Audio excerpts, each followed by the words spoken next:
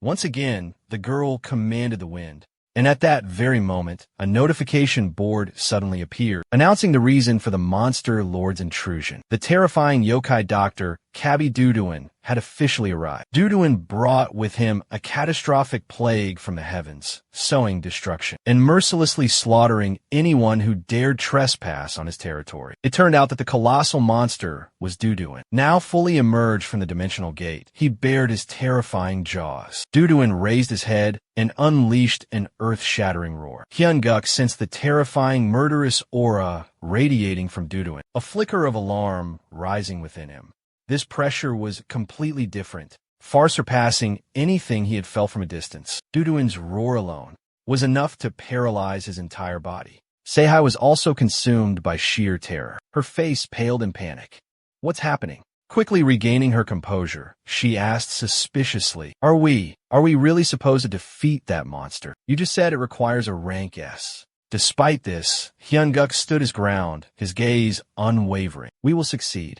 According to intelligence reports, the mysterious creature is unleashing its terrifying power right here on Earth's surface. Suddenly, countless furious tornadoes formed, relentlessly moving and destroying everything in their path. A calming voice rang out. At the very least, we need to maintain a safe distance from it for a while. The scene focused on a violent tornado.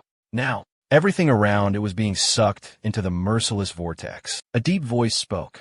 The reason for this invasion is a chance that heaven has granted us. But now, from that dimensional gate, another terrifying monster is emerging. They're pushing and shoving each other to get into the human world. The young man used his special abilities to resist GEI's demands. Fine, I'll give it to you. You'll have to muster every last ounce of magic. Drain yourself completely. She roared with determination, her eyes blazing with resolve. He stood firmer than ever before, ready to fight to his last breath, determined to destroy the monster. Unleash the most powerful tempest you can summon. If we can crush its skull, it will all be over. Instantly, bulging eyeballs shot out, blasting away the smaller monsters. Even Dudung was wounded by his terrifying power. He opened his eyes wide, unleashing a final, devastating attack. In the blink of an eye, the monster was engulfed in thousands of lightning bolts, making it writhe in agony.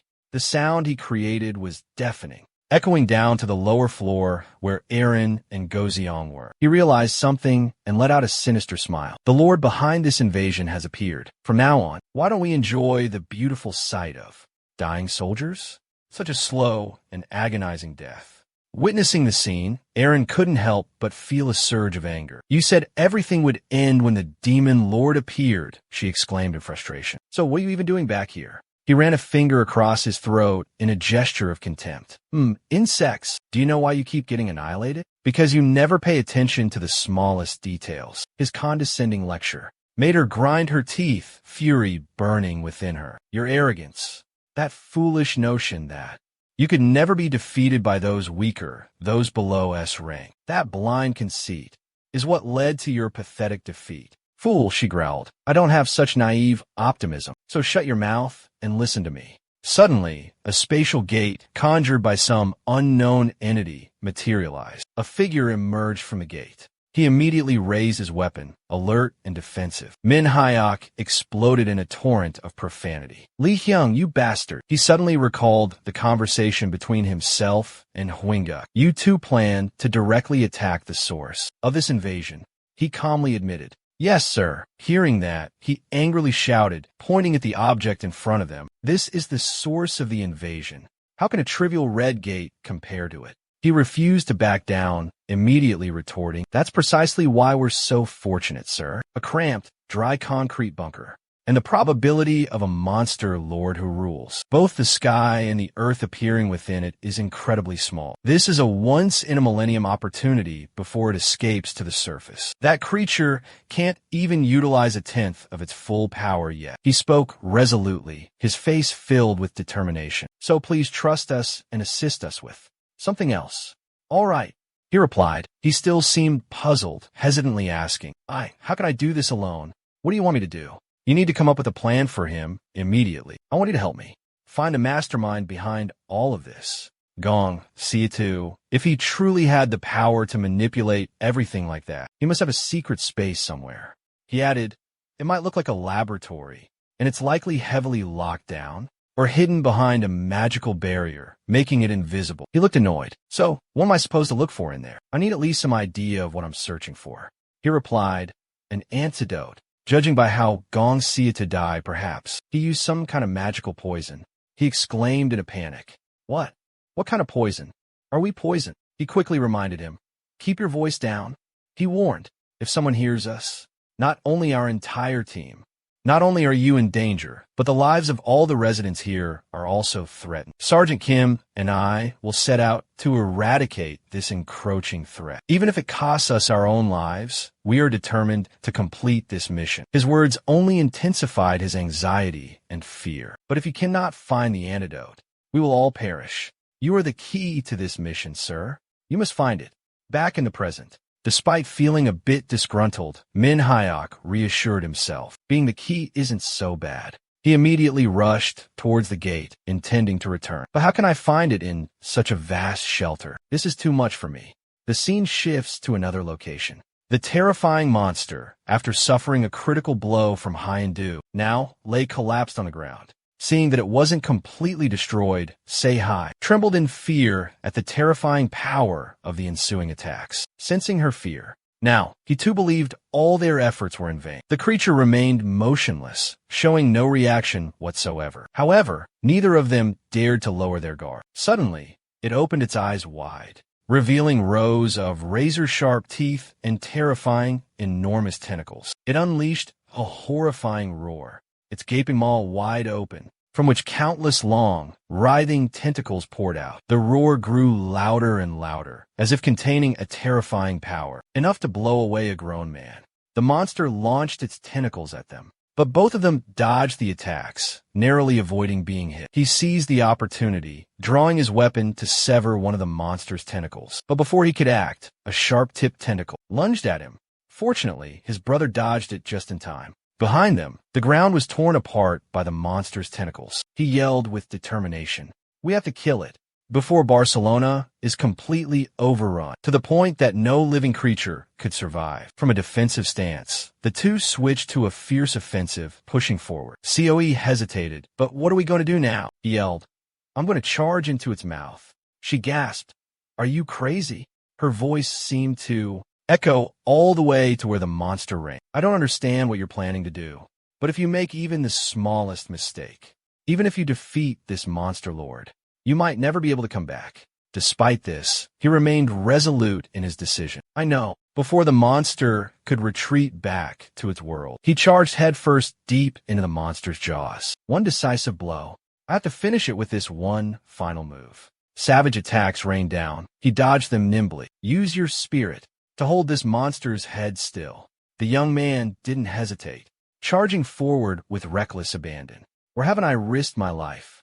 Where haven't I gambled everything? Sensing its prey trapped within its jaws, the monster snapped its razor-sharp teeth shut. Suddenly, a nearly translucent hand appeared, resting on the monster's body. Immediately after, countless souls of young women swarmed around the monster, holding it fast. The girl mustered all her strength, causing the monster's head to be engulfed by thousands of screaming souls. Sei-hai roared, expending every ounce of energy to maintain the spell. But finally, one by one, the souls began to dissipate, unable to hold their form. They gradually broke apart, exhausted and spent. Sei-hai felt despair wash over her as she reached her limit. Nothing could stop it now. The colossal monster recoiled, attempting to retreat to its own world. She screamed, a sound that shook the very earth, trying to awaken Ehyun. "Ehyun, get back here." See, he was terrified, sweat pouring down her face. This wasn't part of the plan. How could this be? A voice echoed from the shadows. "See, no one ever comes back alive." She jumped, startled. Who are you?" Go-sung chuckled darkly. "Still standing around? No work, no food." Aaron was furious. "Don't you dare lecture me, when all you give me is this filthy, rotting blood." He turned to the bound Sihi, his voice cold. "I've never seen this girl before. It's a good thing those guards weren't here." Go-sung smirked, as if realizing something. "Seems they're a bit stronger than we thought. That monster can only use its head to fight.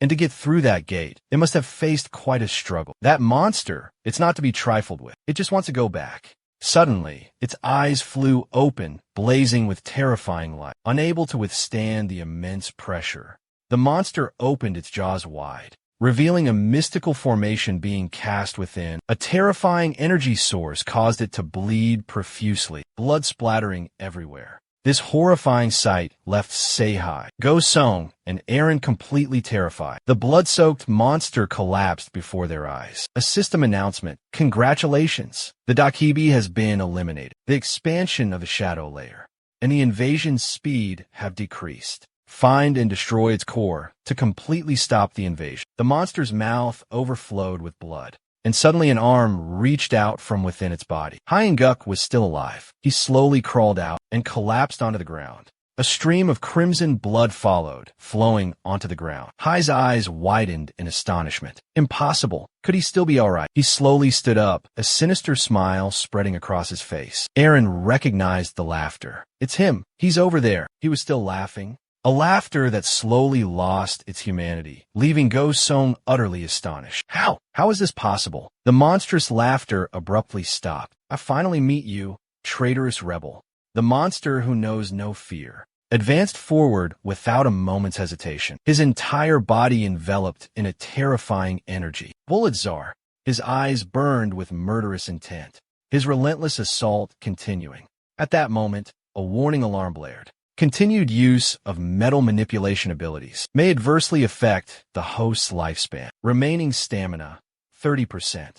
But Hyun-guk remained undeterred. Charging forward, his body bathed in a crimson aura. Silence. He roared internally. He was standing on the precipice of death. Yet the storm cloud soared greedily, devoured energy like a glutton. And then, the fateful moment arrived. Item information displaying, Storm Cloud Sword. By absorbing the blood of the Monster Lord, a mystical energy will accumulate within the Storm Cloud Sword. 89%. When the item is fully charged, its ultimate latent power will be unleashed. Junimo pondered in bewildered desperation. How can the Doc Gabby monster's stomach be so enormous? Please let this end soon. His eyes lit up. Hurry up and activate. Super Imperial Bullet. System notification. Congratulations! You have successfully defeated the monster Doc Gabby Duduin. Due to your defeat of the monster, the spread of the Shadow Shroud and the rate of invasion have been significantly reduced. To completely stop the source of the invasion, locate and destroy its core. Junimo was surprised after reading the notification. I didn't expect them to actually make a move. But can those two defeat the Lord alone? That monster can't. The warrior beside him replied optimistically. Of course I believe so. If Sergeant Lee Hyun-guk claims to be S-rank, he quickly added, moreover, if everything the sergeant said is true, then this place will quickly turn into a living hell. The surrounding people were suddenly astonished. As they witnessed the system panel appear, they rushed closer, curiously observing. The raid team is advancing from the elevator. Everyone be careful, Seihai exclaimed in a panic. No way. Don't tell me he's again.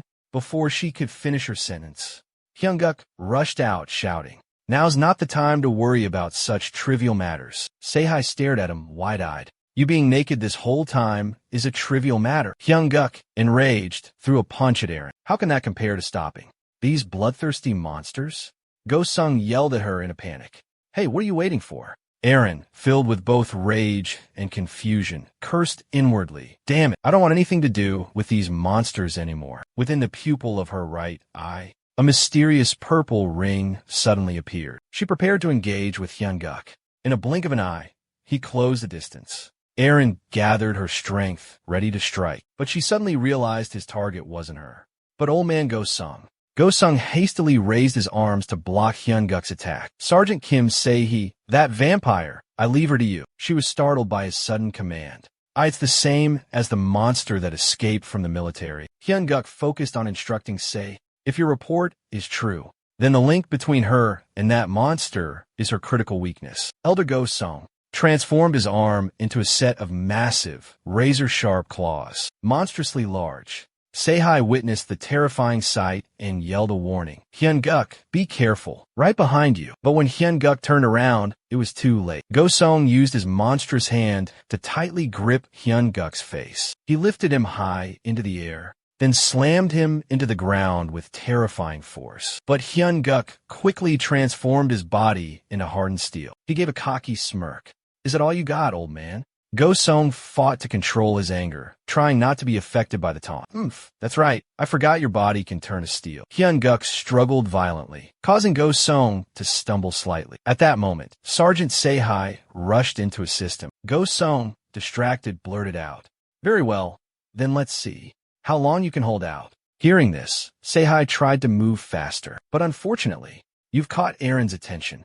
You're in her way. Sehai pointed her sharp sword directly at Erin's face. She declared her challenge bluntly. "What's our relationship? If you're going to be cryptic like that, you'd better stay out of my business." "Damn it, I'm about to lose it." "Come on," Erin roared furiously. "I don't intend to waste time with you.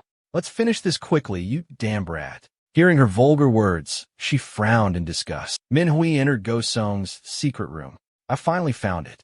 Who would have guessed they abandoned the water tank and turned it into a laboratory like this? Poisonous pipelines are just dumping into the reservoir." He angrily pulled out his gun, gritting his teeth. "How long have they been poisoning the water supply? Many people must have been poisoned by now. We have to find an antidote quickly." Manhwa rummaged through the room. Where is it? Where could it be hidden?"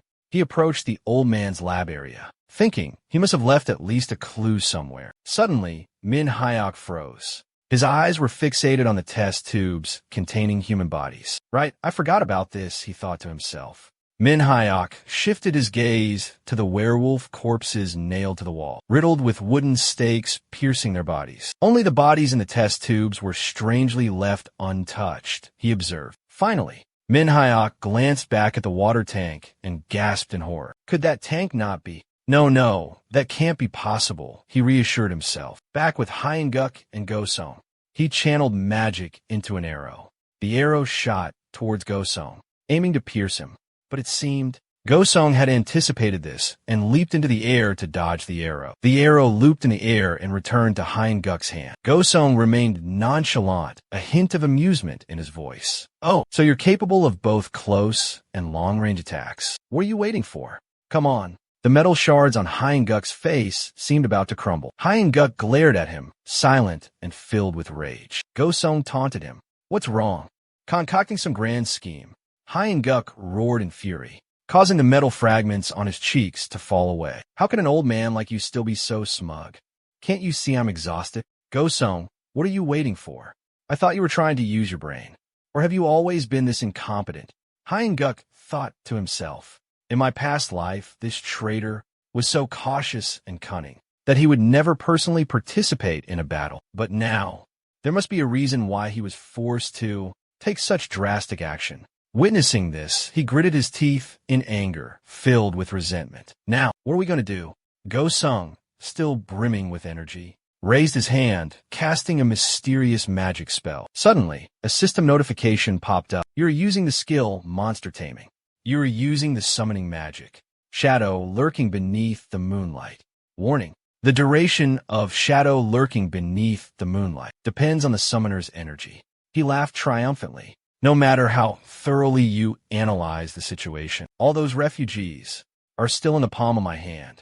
Your plan is useless." Hyun-guk shot a sharp arrow towards him and yelled, "Shut up!" Inside the subway station, a woman, clutching her child tightly, anxiously asks, the man holding his head in sheer panic, "My God, are you all right? Where did all these monsters suddenly come from?" Causing everyone around to scream in terror and chaos. Junmo immediately raises his gun and orders his team, "Fire! Open fire! Quickly create a safe distance. Isolate those mutated creatures from the civilian area." The rapid response team quickly deploys, firing relentlessly at the ferociously roaring monsters. One of the monsters raises its sharp claws menacingly, preparing to attack. Junmo, startled, immediately aims his gun at the ferocious beast. Another monster advances towards the woman and child from earlier, growling threateningly. It swings its razor-sharp claws, intending to end their lives. The mother is terrified, holding her child tightly.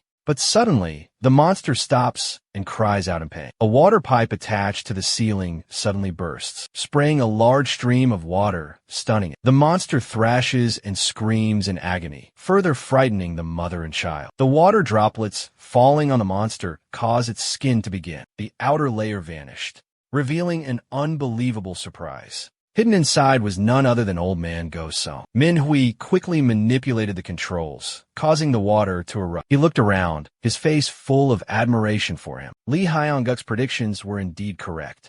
Manhwa suddenly recalled his words. He must have prepared a large amount of antidote. At that time, he had immediately dismissed it. How could that be? What kind of fool would poison someone and then prepare a large amount of antidote?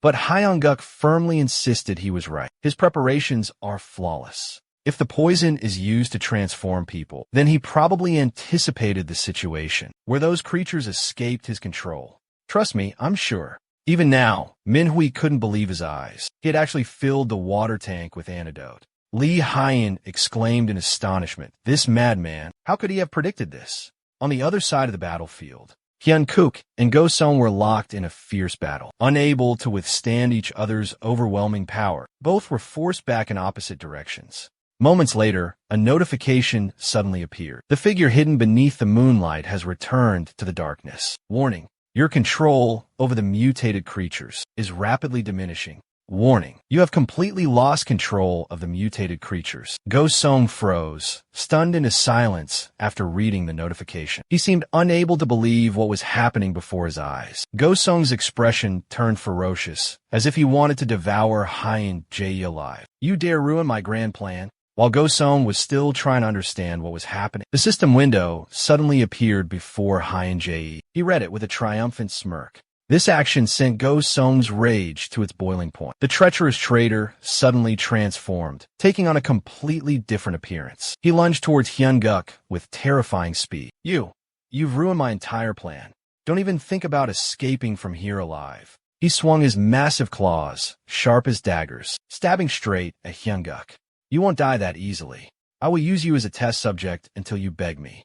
Beg me for death. Go-sung relentlessly attacked Hyun-guk with his abnormally large hands. I'll keep your head intact, he growled and displayed for all the world to see. Suddenly, he felt a powerful surge of energy rushing towards him. Despite his exhaustion, Hyun-guk gave a proud smile, because he had just received a notification from the system. The Storm Cloud Sword has been fully charged to 100%. Hearing that, Go-sung's face turned deathly pale. The system notification continued to appear. Congratulations to the true potential host of the Storm Cloud Sword. It has been unleashed. The Storm Cloud Sword has been upgraded to the Black Hand Cloud Master. The Black Hand Cloud Master, a domineering and majestic sword, materialized before Go-sung. The system began listing the item's details. Name, Black Hand Cloud Master. Effects, vary, with the ability to absorb water sources, moist fog, or even lightning energy to unleash its power. After releasing a certain amount of heavenly thunder, it needs to recharge to prepare for the next use. The old man reached out to grab the Black Hand Cloud Master, but it immediately resisted and pushed him back. It flung Go-sung away with tremendous force. The Black Hand Cloud Master immediately flew back to its true owner, none other than Hyun-guk. He casually held the sword in his hand. In a fit of rage, the old man roared in frustration, "You damn monkey!" Go-sung continued to provoke him without hesitation. "Not just you. I'll rip out your guts, hack all your friends to pieces, and then stuff your corpse with them." Hyun-guk broke his silence and spoke. "Hey, Quack, you think you're some mastermind with these schemes of yours? I'm afraid you're only setting yourself up for a crushing defeat. Keep your eyes peeled and see how long you can keep up this charade." Hyun-guk's face hardened with determination as he gritted his teeth and declared, "I will turn you into an obedient dog, a mindless mutt who only knows how to bark." The vampire lunged forward with blinding speed, unleashing a deadly blow that cornered Sergeant Kim. Seo-hee was thrown violently against the wall. Despite a deep gash on her shoulder, Seo-hee continued to fight relentlessly. Arin scoffed mockingly. "Still as slow as ever, huh?" She raised her hand, preparing to deliver the final blow to the sergeant. "What makes you think you're even qualified to face me?" Seo-hee knew she was trapped. She closed her eyes tightly, gritting her teeth against the rising fear. In that critical moment, a sword suddenly ripped through the ground and soared into the air. The sword separated Arin and Seo-hee. The sword swept through the air, leaving a shimmering trail of magic suspended between them. Before anyone could react, the sword plunged into the depths of the dark tunnel. The vampire's face was a mask of terror and panic. "This can't be happening." Aaron struggled to his feet and rushed towards the flying sword. "I have to examine it closely. Aaron hurried off, kicking up a cloud of dust. Seihai slowly regained consciousness. Not seeing the vampire, she cried out in alarm, but it was too late. Hey you, where do you think you're going? Get back here. The sword flew straight towards the ancestral tomb. So it was you, he roared in fury. You damn doctor. You thought you were so clever with your foolish plan. But I think you've only brought about your own miserable failure. He spat out, his voice dripping with sarcasm, pointing his sharp sword at him. Let's see how long you can keep talking tough. I will turn you into a mindless dog, barking and whimpering like a beast. Go Song gnashed his teeth in fury. But a moment later, a cunning and sly smile crept across his face. Go Song roared, pointing directly at Hyen Guk. You almost had me with that sharp tongue of yours. Almost killed me. But unfortunately for you, my mind can see through everything, even what you're trying so hard to hide. I will never fall for your dirty little tricks. Hyen Guk looked at him with indifference, seemingly unfazed by the empty threats. With a flash of lightning, Hyen Guk vanished before Go Song's eyes. He reappeared instantly behind him. What a fool. The wretched Go Song didn't even have time to react before Hyen Guk unleashed his Black Hand Strike, Cloud Lion's annihilation. He barely managed to dodge the fatal blow, but his luck wouldn't last. Hyen Guk immediately drew his sword and gave chase. He slammed his sword into the ground, unleashing a surge of magical energy that quickly surged towards Go Song. The powerful blow sent the traitor flying. His back was severely wounded, his clothes stained crimson with blood. But it didn't end there. Hyen Guk continued his pursuit, determined to finish him off. Go Song was horrified as he saw the sharp blade approaching. Hyen Guk roared with determination. It's over, traitor! But at that moment, an unexpected event occurred. The protective armor on his arm suddenly exploded. The explosion caused Hyen Guk to lose his balance, his attack going wide. Go Song quickly seized the opportunity and retreated. The armor on Hyen Guk's arm shattered into pieces, leaving both of them stunned. A warning message then appeared. Warning, you're losing control of the Black Hand's power. Yun, his senior, roared in frustration. How many times have I told you? You should have realized it sooner and controlled it. The Berserker sword is draining his life force, weakening him. Humph! How can Sergeant Choi, Jong-hun possibly defeat such a colossal monster? Go Song scoffed triumphantly. You fool! You think you can use a weapon beyond your control to try and trick me?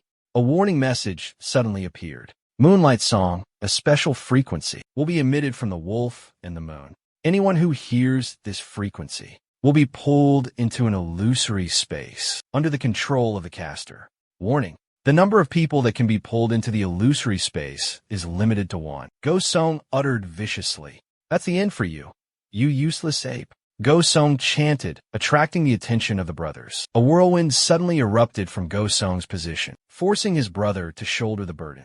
As he looked around, the scenery had drastically transformed. Beneath his feet lay a vast sea of blood. Above, a blood-red moon hung suspended in the air, amidst a furious dance of lightning. Juk, his brother, was both astonished and worried. This was the SAO illusion world. He tentatively stepped onto the surface of the water, confirming his suspicions. Something was terribly wrong, undeniably so. This was definitely the illusion world. But the pungent metallic smell and the realistic sensation were that of fresh blood. Could this be more than just an ordinary illusion world? Go Song's image suddenly appeared on the water's surface. The look of confusion on your face is quite amusing. This is art. This illusion can directly invade and control your brain. You'll never be able to distinguish illusion from reality. Like a perfect brain detached from the real world, completely isolated. Suddenly, a hand emerged from the water below, along with the sharp claws of a wolf, swiping down from above. Held tightly in a gigantic palm, he let out a maniacal laugh, echoing through the void. From now on, you will drown in despair, eternally trapped in this illusion. This illusion. The massive hand tightened its grip, trying to crush Hyen Guk. But Hyen Guk, with incredible agility, immediately shifted to a defensive stance. A wolf's head suddenly materialized in midair, snarling ferociously. You will never escape. My ultimate technique. This will be a glorious death. For a fool like you. How dare you disrupt my perfect plan? Go Song's illusory hand squeezed Hyen Guk with all his might. But Hyen Guk remained calm, replying with a contemptuous tone. Is this all you've got? How utterly boring. You, what nonsense are you spouting? Go Song roared. I told you, you'll never escape. My ultimate technique. Even if we can, Return to reality. Your power still surrounds us. The speed arrow is hurtling towards him. The system panel suddenly glows brightly, displaying item information. Failure sword, Chesterton's spear. Effect, attacks the designated target and never misses. The target's magic resistance will be completely nullified. Go Song's eyes widen, bloodshot. He clutches his head in agony. On the other side, his brother has returned to the real world. Go Song seems unable to accept the harsh truth before him. Why? How could this happen? How could my perfect plan, this entire dimension, even my magnificent illusionary space, has crumbled to ashes? My flawless plan, ultimate techniques, and cunning intellect couldn't have been shattered so easily. Hyun-guk calmly spoke, his voice resonating with authority. Save your breath, schemer. You're nothing but a coward, hiding behind dirty tricks and cheap schemes, barely clinging to life. Hearing this, Go Song roared in fury. Shut up. Don't force me to rip that insolent mouth of yours apart. Hyun-guk's left hand gripped the Black Hand's Cloudmaster. His right hand tightened around the Achilles' spear, ready for battle. A warning message appeared again. Black Hand's Cloudmaster. Achilles' spear. Warning. The two aura attributes of these towers clash with each other. If you forcibly use both tower auras simultaneously, your life will be in danger. Seeing the warning, he scoffed. This damn warning message. This kid seems to have gotten a little smarter. If I truly valued my own life, do you think I would flinch? The wicked villain, defying the heavenly Tao, begins to tremble. Again, that cursed tongue of yours again. Now what? Are you really willing to risk your life to kill me? Have you never once regretted your actions? His smile becomes increasingly crazed, losing all humanity. I've carried out this intention thousands of times in my past life. Regardless of everything, as long as I can survive, I will do anything, and they all must die. A mediocre plan from coward. What can a coward like you possibly do to me? Fear of death is a fatal weakness. He lunges madly towards the old man, unleashing a devastating blow. My brother seems to be enjoying this even more. He laughs sinisterly, catching Go Song off guard. Let's die together. Brother uses dual swords. With his extraordinary strength, he defeated him. It seemed like everything was over. Hyun-bak returned to his human form, standing silently looking at the unconscious Go Song, then said, Indeed. A look of resignation was evident on his face. The coward from all those years ago has now become a madman. You are the one who turned me into this. At the same time, Erin was desperately fleeing through the chaotic streets.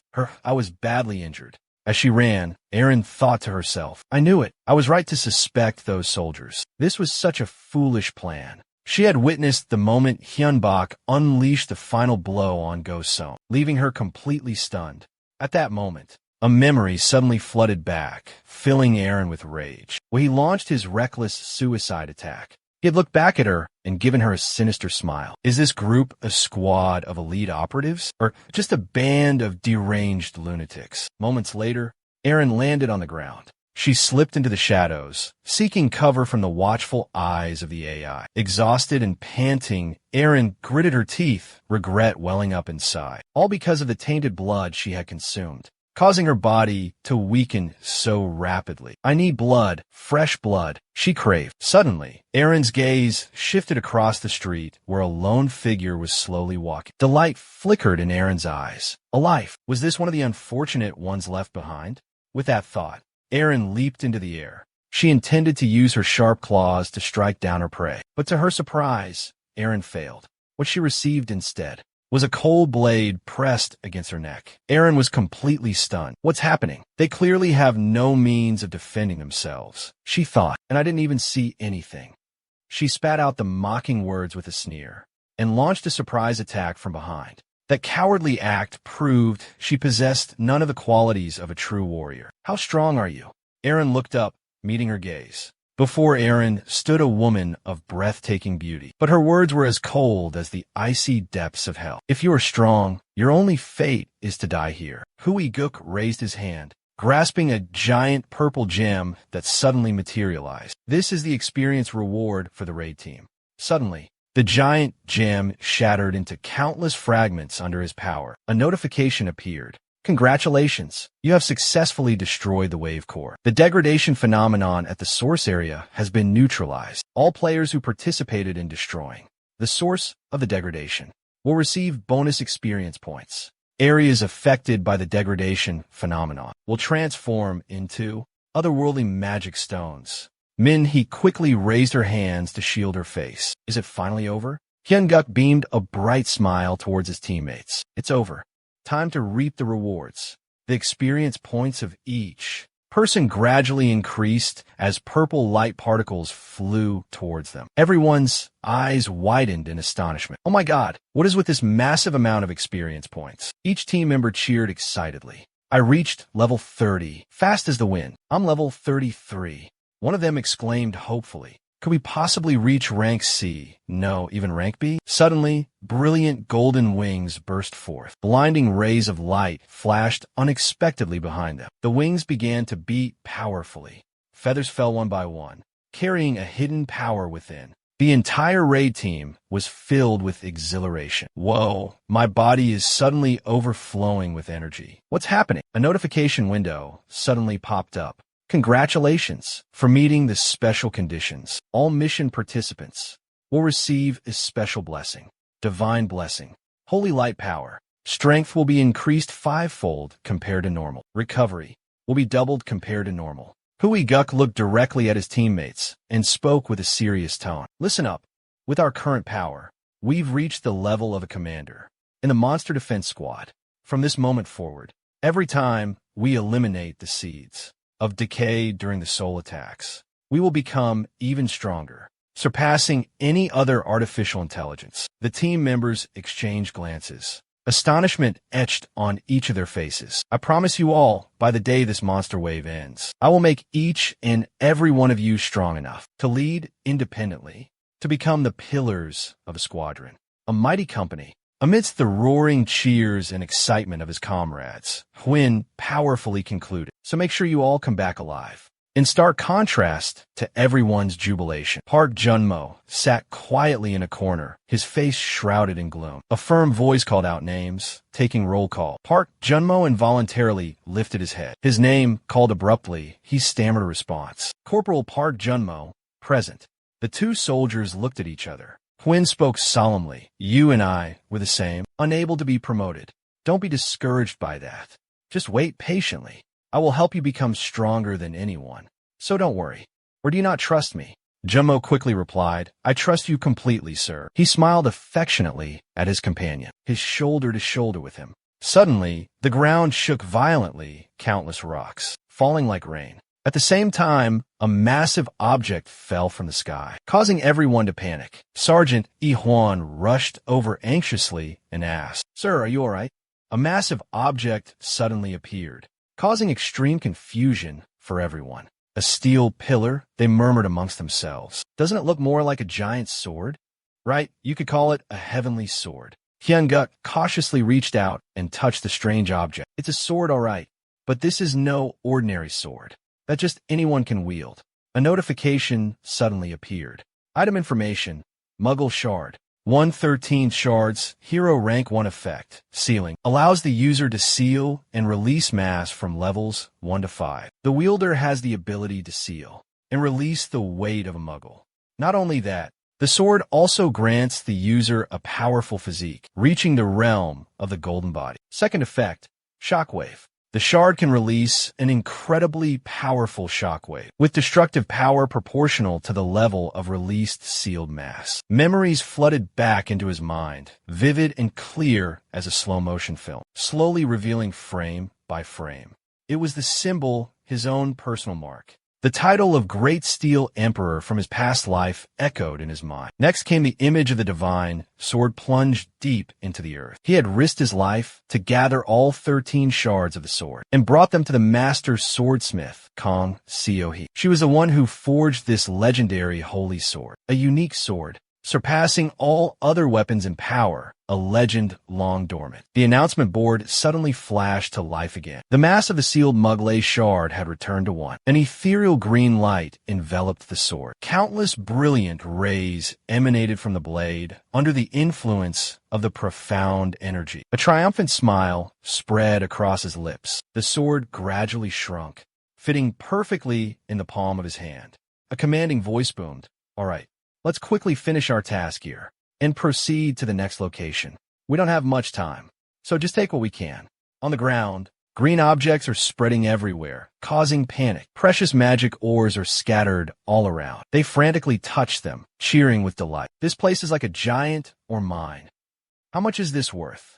With this amount, we could buy an entire mid-tier guild. Quickly, bring 2 spatial bags here. Hyuk-gu, his body stained with fresh blood, slowly walked towards Si. Sergeant Kim, are you all right?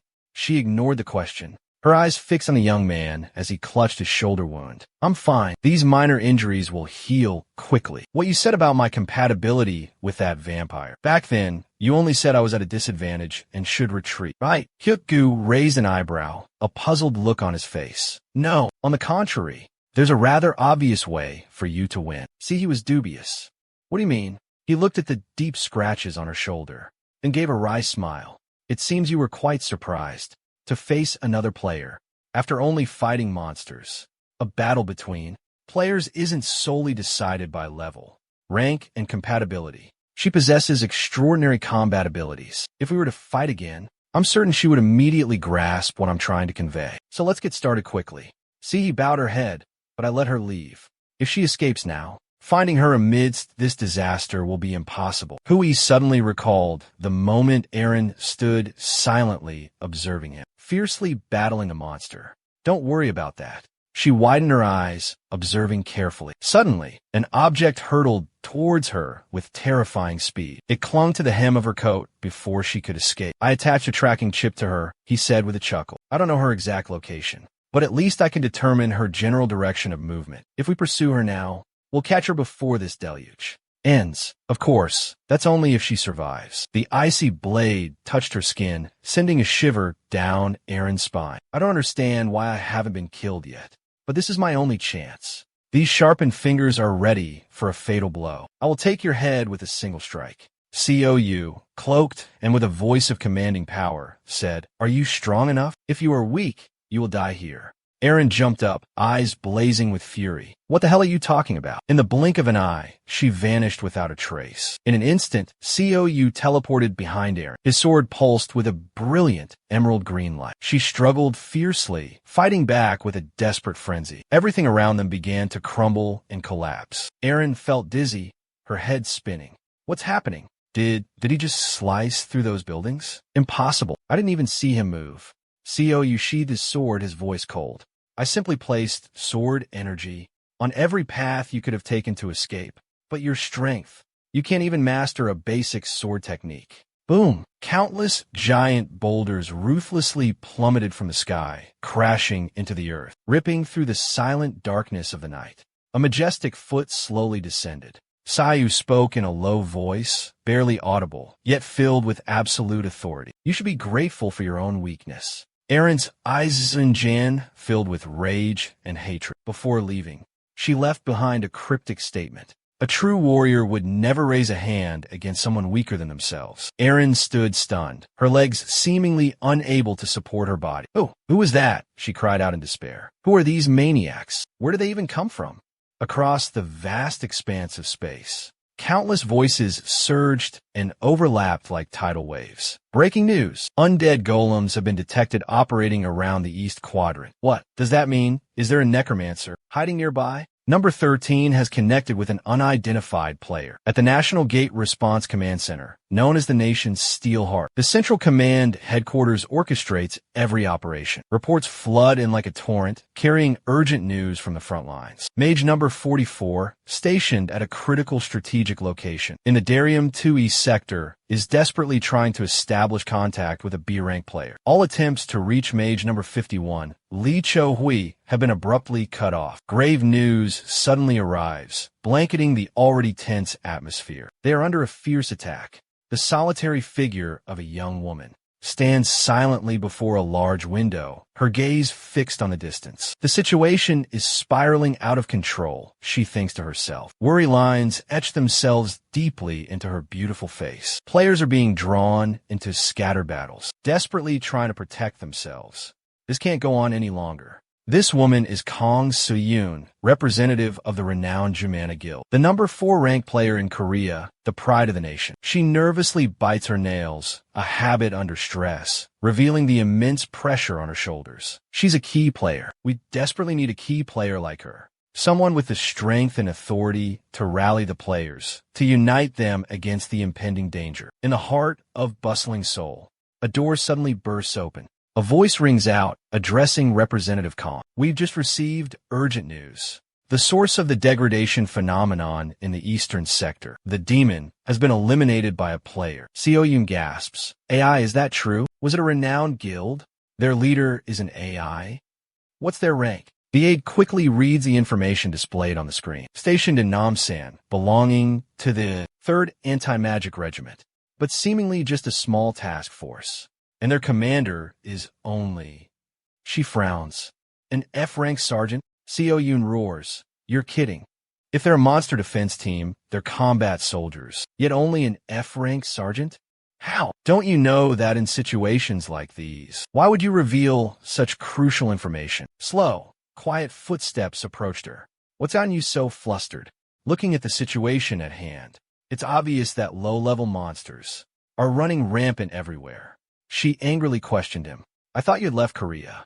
What are you doing here? The man sternly replied, Of course not. I just don't want to get involved in matters without an optimal solution.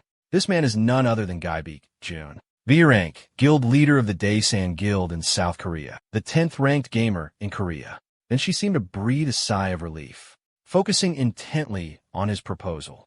One of the leading, core pioneer teams of our guild has completed a portal in the Husi sector. The snail team is currently resupplying and regrouping. As soon as they finish refueling, they've pledged to investigate the cause of this decline. Baek Jun confidently declared in a firm voice. This is a team rich in experience and combat skills, led by an exceptional A-rank player. With him as the core, we can absolutely rally our forces, rescue the people, and regain the upper hand. So it will be a strong defensive strategy. So, put your faith in this talented leader. A colossal monster, covered in blood, lay prone on the ground. A burly man, carrying a massive octopus tentacle on his shoulder, reported, Captain, the people are gathering around us. They say they want to join our team. This man was Ju Jaeong-yeong, leader of the Daesan Guild, ranked 3rd in South Korea. He was the captain of the guild's spearhead attack team. The voices of the people, though weak, were filled with determination and echoed through the chaotic space. The message about the rules began to spread. Please, sir, lead us to the nearest shelter. We'll do anything you ask. The man's fiery gaze swept over them. Fools, you think you have anything to offer me? My power controls the monsters. Everyone looked up in shock as he commanded. Eliminate anyone in our path. Understand? The earth crumbled and fell like a raging waterfall. Monsters lunged, sharp blades slashing relentlessly. Blood splattered, painting the surroundings crimson. Jaeong-yeon frantically gnawed at the creature on his massive hand. Kill them all. Leave no one alive to stab us in the back. The sky was dark under the relentless downpour. For small girls, try to run forward. 2 of the girls suddenly stopped, looked around, and said to each other, Do you hear something strange? What is it? Is that a dog howling?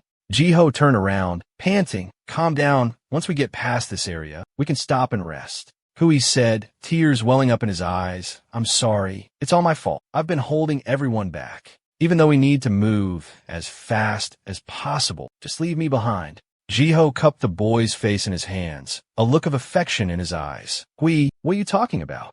We can't leave you. Absolutely not.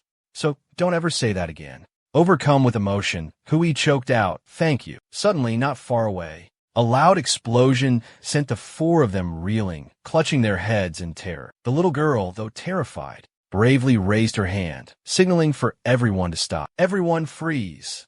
A scream pierced the air. In the next moment, the 2 girls in front collapsed to the ground. In that instant, Jiho quickly ushered Hui into a dark corner. The 2 huddled in the shadows. Haimang covered her mouth, holding her breath to stay silent. For monsters suddenly descended from the sky, approaching their target. The 2 girls lay motionless on the ground. They lifted the unconscious girls, preparing to leave. One of them continuously scanned their surroundings, on high alert. Looking into the distance, Jiho witnessed the two monsters carrying the girls and flying into the air. The remaining two seemed incredibly cautious. Together, they investigated in one direction. One monster slowly advanced towards a dark alley to check it out. Jiho nervously instructed Haimang, "Listen, no matter what happens, you have to stay here. You have to survive and find a rescue team to come here, okay?" Haimang fearfully replied, "Wait, don't say such scary things. Don't." From within the alley, she quickly ran out, luring the monsters to chase her. "Hey, you stupid zombies." She ran as fast as she could down the street, trying to escape their pursuit. While running, Jiho was so scared she burst into tears. The terrifying monster swooped in right behind the little girl, fast as lightning.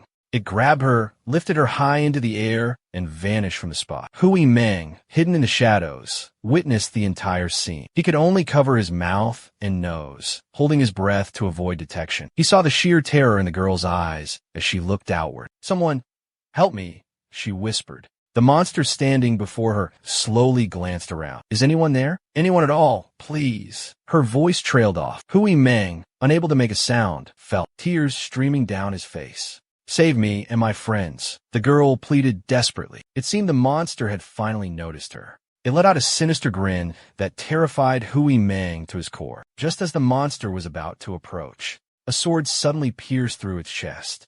Blood sprayed out before the girl's eyes. Crimson blood gushed out violently, causing the monster to collapse to the ground instantly. From afar, a shadowy figure slowly approached. "Hey, little girl, are you all right?" Haimang slowly regained her composure. "Isn't that an angel? Please, please save my friends too."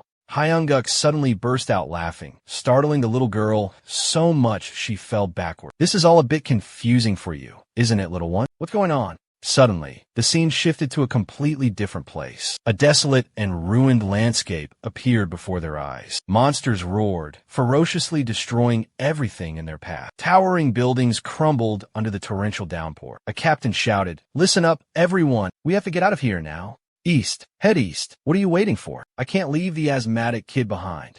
Jiho looked resolutely at the captain. "I can't just abandon Haimang." The captain angrily yelled at her. "We can't help him. What if those monsters catch us on the way out?" A monster smashed through a window and entered the building. Jiho quickly grabbed her hand and asked worriedly, "Are you okay? We have to run. They're almost here. Just a little further. You can do it." Running out of the school, they looked back at the approaching monsters. Hand in hand, the two girls continued to run for their lives. "Almost there. Don't give up," Jiho encouraged. Jiho gave her a bright, encouraging smile. "See, I told you you could do it," she said cheerfully. "We made it." The girl anxiously instructed Haimang, "Listen, no matter what happens, you have to stay here. You must survive and find a rescue team, okay?" Haimang reached out to grab her, but Jiho rushed out, drawing the attention of the monsters. "No, don't sacrifice yourself for me. Let me die instead." Haimang screamed in despair. "Please stop," he begged. Haimang woke up with a start. His hand flailed in the air as he cried out Jiho's name in vain. Suddenly, a voice from the other side of the wall caught his attention. "We're doing this to save the students." He looked annoyed by the question. "So, you chose to save that schoolgirl and let the monsters escape?" His question was met with cold indifference. The monsters are always lurking nearby, and protecting the shelter is incredibly difficult. We had no other choice. A bleak and desolate scene unfolded. The school now lay in ruins. OOO Girls High School, a temporary refuge for the survivors. Young-ho observed everything with a sharp gaze. "I've decided, if we want to ensure the safety of these children, then taking them to a safer shelter is the best solution." The Daesun Guild's central attack team gathered their subordinates. Ju Gyeong, Team B leader. His eyes bore intensely into the other person, even though he was in a precarious situation, under constant and relentless attack by the monsters, sending a group of schoolgirls away, without a single other player in sight. Using that to justify yourself is pretty bizarre, pal. He scowled, his face filled with anger. He glared as if interrogating him. "Are you questioning us?" Behind him, a dozen other men also looked at him with displeasure. Dong Ho coldly spoke. "We're not a rescue squad. We're the elite attack squad of the Daesun Guild. Do you have any idea how valuable we are?" Hui Guk sneered, avoiding his angry gaze, and said in a harsh tone, "We didn't participate in the attack, but volunteered to act as the defense team, out of a sense of responsibility and morality. As the captain, I can't let the guild suffer losses in our fighting force. His voice grew increasingly firm. He bluntly asked, without any courtesy, "Where are you from? And how dare you judge our decisions like that?" I wonder if that's a correct assumption. Could he be a member of the Management Association? He smirked slightly, a calculating glint in his eyes. Surely his subordinates wouldn't act like a squad of bodyguards. But that doesn't mean I can control them recklessly. Why not try releasing the bait first? Suddenly, Hyun-guk flashed a bright smile and replied softly, "Ah, I see. It seems like it was just a small misunderstanding. Have you ever heard of the Dark Magic Association?" Hearing that, Jong-ho's face was filled with horror as he stared at him in surprise. The Dark Magic Association? He explained in meticulous detail, his expression turning serious. Yes, they're a fanatical cult. Extremely dangerous, they worship Manhwa and perform many barbaric sacrificial rituals. The Dark Magic Association. Those disgusting people turn young girls into sacrifices. However, before I arrived, the monsters I defeated all wore the same robes. It's the mark of the Dark Arts Society. They kidnap students to use as living sacrifices in their evil rituals. We can't waste our strength just to defend one safe haven. Jong-ho listened intently to every word. We firmly believe that tracking down clues and eliminating them all is the best way to protect this shelter. Jong-ho wondered how he knew all this. Hyun-guk snapped at him impatiently. More importantly, the sacrifice can't be performed immediately. We still have time to rescue those students, as long as they haven't regained consciousness. Suddenly, Hui Ming burst through the door and asked urgently, "So they're still alive?" Her question silenced everyone, their gazes turning towards her. Hui Ming was on the verge of tears, pleading, "If I could save my friends, I would do anything. If you need a sacrifice, I will take their place." The young man intently watched the girl standing before him, listening to every word. If it would save her friends. Hui strode towards Hui Ming, his expression hardening. "I understand how you feel, but this isn't the time for a student like you to get involved. The duty of soldiers like us is to protect the people." Remembering the moment he saved her life. Back then, she felt a surge of happiness. He looked like an angel. Could it be? She was overcome with joy. A radiant smile bloomed on her face, making the lingering tears on her cheeks spill over. It's a relief. It wasn't a dream. He really did come and save us. The young man closed his eyes, his voice distant. "So leave this to us." Suddenly, the girl collapsed. The young man's eyes widened in shock. "What's happening?" Little Sei-hai witnessed the scene and quickly ran to help Sergeant Hyung-won Lie-gun. "What trouble have you caused again? Put your hands up in the air and act innocent." "I really didn't do anything." Just then, a voice urged from behind him. "So what's your plan?" Dong-hun lost his patience and approached aggressively. "Even if the Dark Magic Association is behind this, we don't know where they're hiding. So how do we rescue those students?" His calm eyes flashed a sharp glint as he glanced at him. "Simple." Hyung-won gave a cryptic smile. "I'll volunteer to be kidnapped in place of those students." He was astonished and asked what. Her lively eyes widened and her rosy lips pursed. The soldiers witnessing this couldn't help but laugh. Trying to regain his composure, he kept glancing at him. With each step, her short skirt swayed rhythmically in the wind. Unable to hide her worry, Sei-hee spoke up. Those monsters wouldn't bother kidnapping him. He burst into a mocking laughter. "Ha ha ha, I can't believe how pathetic he looks. But, after all, monsters don't kidnap people based on their looks." A soldier from the raid team ran up to Sergeant Lee Hyun-gu. "What you told me before, was it true? About..." He hesitated. "They could be supplying girls to the Dark Magic Society." He glanced around, his eyes scanning the area. "It has to be." His gaze shifted towards Jong-ho, who was standing in the distance. Hyun-gu noticed him talking to one of his team members. He felt the soldier's probing stare. He turned around, his face suddenly going blank. The soldier asked again, "But shouldn't we have dealt with them first? Instead of creating an advantageous opportunity like this, why are you being so stern and looking at him with such a judgmental gaze?" "I've already said, without concrete evidence or a justifiable reason. Taking action against a powerful gang like that is incredibly risky." Hyuk suddenly flashed a sly, knowing smile. "Because I've come up with another plan." Two long lines of vehicles followed each other closely, speeding down the road, shrouded in darkness. The young warrior exclaimed in surprise. "Another way?" Hyuk suddenly remembered his comrades, Unha and Jong-yun. "That's right. We still have a powerful trump card that they'll never expect." He furrowed his brow, carefully observing everything around him. "I've done everything I can. Now all that's left is to wait and watch. His gaze shifted towards a hidden corner where Hui Mang was standing silently alone. The young girl prayed with clasped hands, her face full of reverence. This further fueled Hyanguk's determination, strengthening his resolve to rescue those poor children and innocent people. Two little girls huddled inside the car, trembling in fear, their eyes wide with panic as they watched the colossal monster roar furiously outside. By the time he arrived, the monster's terrifying roars echoed through the air, making Jiho cry out in terror and cover her ears tightly. "Try to protect yourselves," he reassured them. Suddenly, in a decisive moment, he shouted, "All right, let's start the rescue plan right now."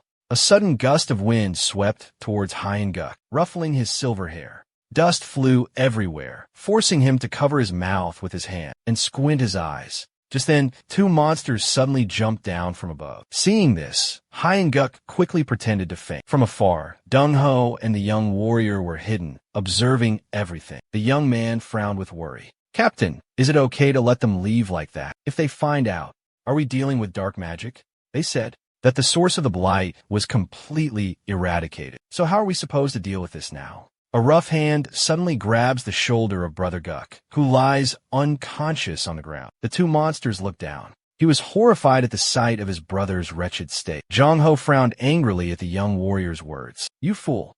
You think you can do this? They definitely have an entire army.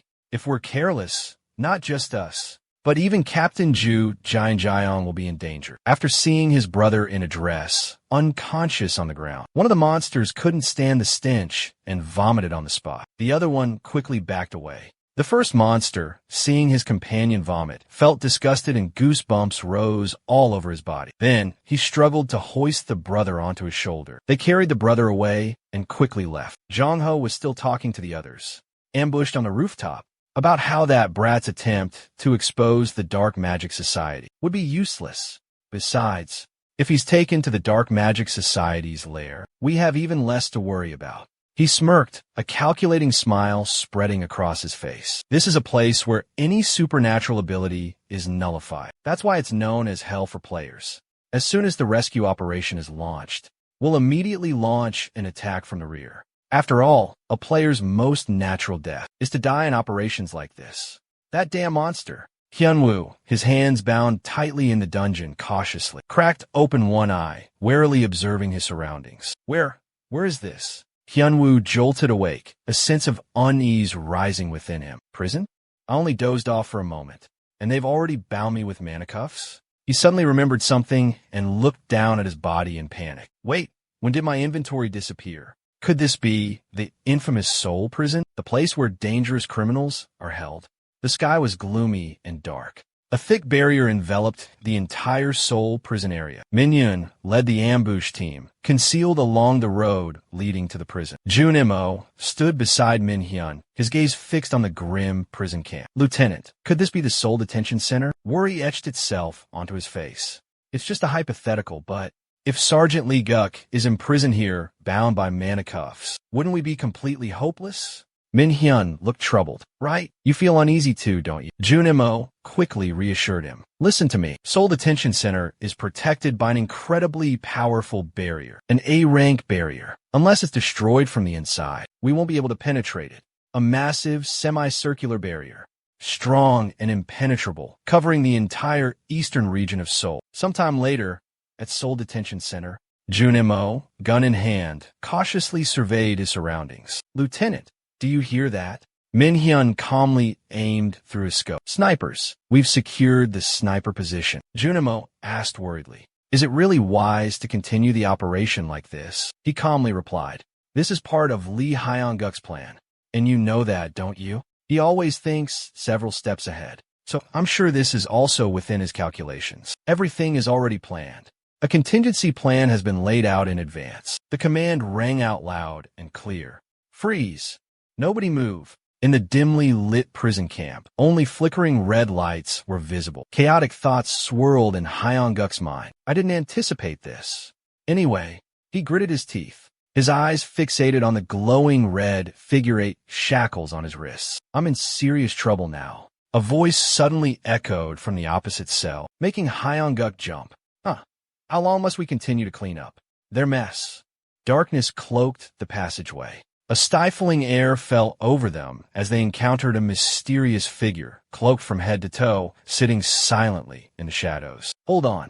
Damn, wait a second. This guy's been sitting motionless like that all day. Hey, you better. Before the boy could finish his sentence, Hyunjun interrupted him. Leave him be. The Dark Magic Association will deal with him. Don't cause any more trouble. Suddenly, Jiho's bright voice and her two friends cut through the tense atmosphere. But can we really trust that Dark Magic Association? They said they'd fake our deaths and give us new identities. But how can it be that simple? Will they betray us? After everything is over, the girl's worried whispers unintentionally reached the prisoner's ears.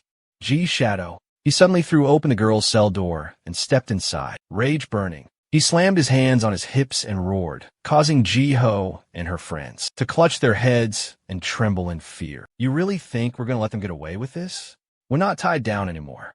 Bongji sneered, a menacing glint in his eyes as his canines flashed. Shut up, and let's just get this over with, all right? Screams of terror erupted from the young girls. The prisoners roughly dragged them away. In the midst of the chaos, one girl screamed desperately, Jiho, Jiho. The other girl cried out in sheer terror. Someone, help me. The prisoners are threatening me, she wailed. God, shut up. Bongji snarled in annoyance. What are they planning to do with these brats, he wondered. Such a pain, Bongji muttered. Gutchin, standing outside, yelled in frustration. Hey, I told you not to cause any unnecessary trouble. Let's talk and move it, he ordered. At that, one of the men bristled. You think of the boss here? He growled. He scoffed, his eyes full of defiance. You're just too easy to read, he taunted. I can see right through you. He mimicked Bong Ji's voice with a sarcastic sneer. What the hell is that cripple babbling about? I could take him down with a single move. Despite Gutchin's words, he used his strength to stop Bong Ji from leaving. Strange red symbols suddenly appeared on his ankle. Where do you think you're going? He furrowed his brow, his sharp gaze making even Gutchin shudder in fear. Gutchin quickly averted his eyes from the terrifying stare. I'll do whatever it takes to get out of this hellhole. Because there's someone I need to crush out there. He aggressively threatened anyone who dared to stand in his way. I'll tear him to shreds. Remember that. He's Lee Junjun, a C-rank player. Identifying features. The one who bullies Lee Hyong-guk in the arena. Bong Ji realized with horror. Bong Ji quickly scooped up the little girl and ran out. Hey, I didn't mean it that way. Gutchin stammered. He and Gutchin walked past Hyong-guk's cell. Suddenly, he stopped in his tracks. He turned his head, glancing towards the motionless figure lying on the floor. Gu-chun gave him a cursory look, then continued walking, seemingly unconcerned. Hyun-guk remained still, feigning unconsciousness, waiting for him to leave. When he sensed the man's presence was completely gone, he turned his head, his face creased with worry. I have to get out of here quickly, he thought to himself. Hyun-guk held the mana-infused handcuff towards the cell door, silently pleading. Please, let me use some mana from this cuff. Just a little, please. Damn it, this is useless. Suddenly, the man returned, startling Hyun-guk. He looked at Hyun-guk with contempt. You ugly bitch. Those stupid zombies dragged in another freak, haven't they? Hyun-guk sat up in a rage. His purple wig fell off. Gu-chun's eyes widened in astonishment, his jaw dropping. Huh, you. Hyun-guk grinned, flashing his white teeth and waving. Oh, Gu-chun, long time no see. How have you been? The villain roared in fury. You bastard, Lee Hyun. You're tired of living, daring to show your face here? He launched a deadly attack towards him. Ominous crimson symbols appeared beneath the villain's feet. Suddenly, a fierce flash of light erupted outside the cell. Min Hyun and Junimo were hidden behind a barrier, becoming unwilling witnesses to the event. Yun Montak exclaimed in alarm. Lieutenant. He immediately contacted the sniper team through his radio, his voice urgent. Report. Through the rifle scope, a large hole was visible in the prison wall. Thick black smoke billowed out. Teo, still holding his sniper rifle aimed at the explosion, reported. We can't determine the current situation due to the thick smoke. On the rooftop of the opposite building, the barrier was still active. The raid team members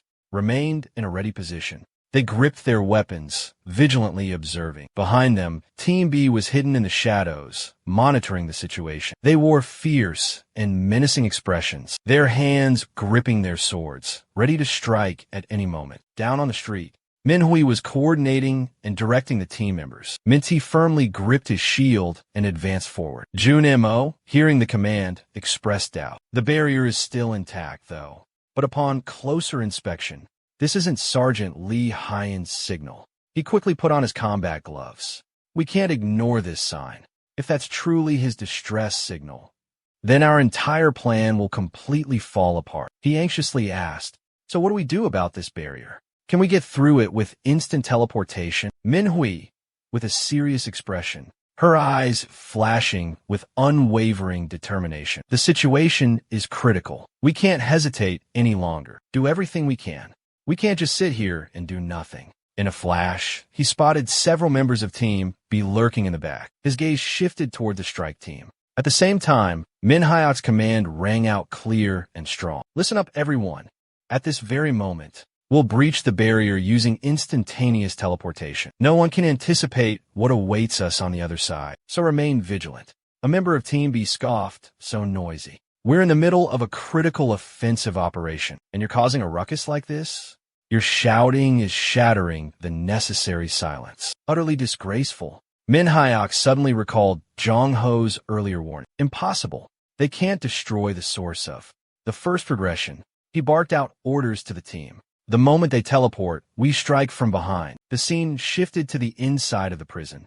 Guchin's powerful attack ripped a massive hole through the reinforced wall. As for Hyong-guk, he was brutally thrown against the wall by Guchin. His face was now completely distorted, devoid of any humanity. Every night, I've prayed for this day to come. The day I could end you with my own hands, tear you apart, grind you into pieces. My prayers have finally been answered. Moreover, you're bound by manacles, unable to resist. I can no longer contain this exhilarating excitement surging within me. Your current weakness makes you look no different from a frail woman. Li Wenjun, you stubborn, foolish child. Stubborn to the point of stupidity. That's why you have to suffer like this. He roared with fury, each word tearing through the air. You are the one who drove me down this path. He smirked, a glint of triumph in his eyes, as if victory was already in his grasp. He prepared to unleash another fatal kick towards him. He quickly raised his hands, seemingly baiting him to destroy the cuffs that bound him. Foot. He was just inches away from touching the magic cuffs. The thug didn't throw another kick, keeping his leg raised high. Guchun seemed to have seen through everything. He scoffed. Do you take me for a fool? You think I'll be provoked by such cheap taunts and break these handcuffs? This mana is for you. His face contorted in a ferocious snarl. He swiftly changed his stance, aiming a direct kick at Hyong. But Hyong quickly ducked, dodging the attack. Exactly. Hyong quipped. Luckily, I'm not completely stupid. Having dodged the vicious attack, he seized the opportunity to run. Gu Chun shouted at the man with his head down. Hey, you there! Apprehend that pervert quickly. A man wearing a hood. Exuded en une poisse chabloha. Hyong, startled by the man's expression, stopped in his tracks. He was both surprised and worried. Gu Chun quickly caught up to the pervert, raising his fist high. He looked like he was about to unleash a devastating blow on the other brother. Before him stood a massive, hulking figure, clad head to toe in armor, his fist clenched like a giant weight. The thug finished his sentence and lunged forward with dizzying speed. You're dead, Tin Can warrior. Nowhere left to run. Li Haiyan-jun laughed triumphantly, his voice echoing. Ah ha ha ha. You think you can escape from here? Naive. There's no way out for you. You better just surrender quietly. I'll slowly. Before he could finish, he received a devastating punch. The punch was so powerful that blood gushed from his nose like a fountain. His face contorted and mangled. The horrific blow sent him flying 10 meters, landing motionless on the ground. Hyang-guk stared in horror at the man who had just struck the blow. Suddenly, he saw the man's face and froze. His eyes were filled with surprise and astonishment. The cloaked figure fully revealed his face, causing Hyang-guk to gasp in shock. Lee Won-suk in a cold gray skyscraper somewhere, 10 minutes before the fateful encounter between Lee Hyang-guk and Lee Won-suk. Small, blood-soaked feet dragged heavily across the cold stone floor, dragged down into the abyss with the other bodies, lying scattered in a gruesome state. A figure cloaked in crimson, extended a hand, commanding, "Bring forth the next offering. Quickly, do you desire to return to the mana cycle?" Jiho, unconscious, was placed upon the sacrificial altar. The leader roared at the devotees, prostrating themselves below. "We offer our heartfelt plea to be granted eternal life.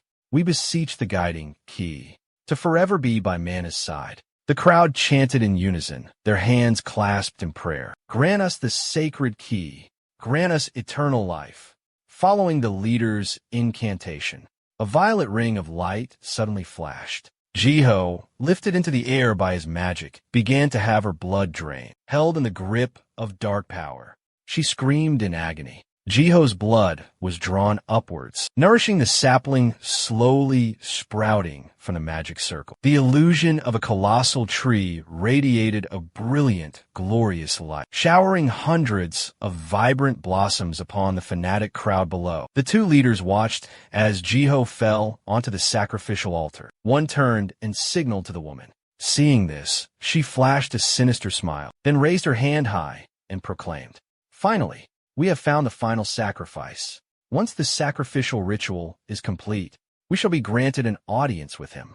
Immediately after her declaration, the three children were lifted into the air by a surge of magic. They continued their prayer. "We offer these three children, possessors of pure mana, so that those crimson flowers may bloom." The followers roared in a frenzy of excitement. Hidden in the shadows, Aaron witnessed this insane spectacle. "It's unbelievable. What kind of demonic ritual are they wasting all this blood on?" That's precisely why I could never truly trust these fanatics. Suddenly, an earth-shattering explosion erupted from outside the building. Inside, Aaron spun around, startled, as if searching for something unusual. I just felt a massive impact. One of the two leaders suddenly raised their hand. The panicked followers all turned their eyes in that direction. Everyone silently watched the high priestess licking her lips on the altar. She spoke in a cunning and deceitful voice. "Oh, devout followers of Mana, before the crimson flowers bloom, you have one more task to complete."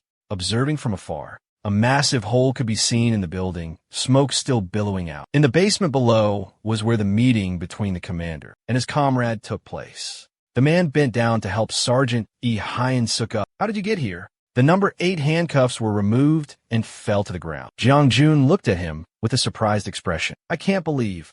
Fancy meeting you here in such a bizarre situation. What's with the outfit you're wearing?" Hyung-guk replied joyfully, "It's really great to see you again." Jun-hyuk was touched, but his hands unconsciously clenched into fists. "Don't tell me you're one of them.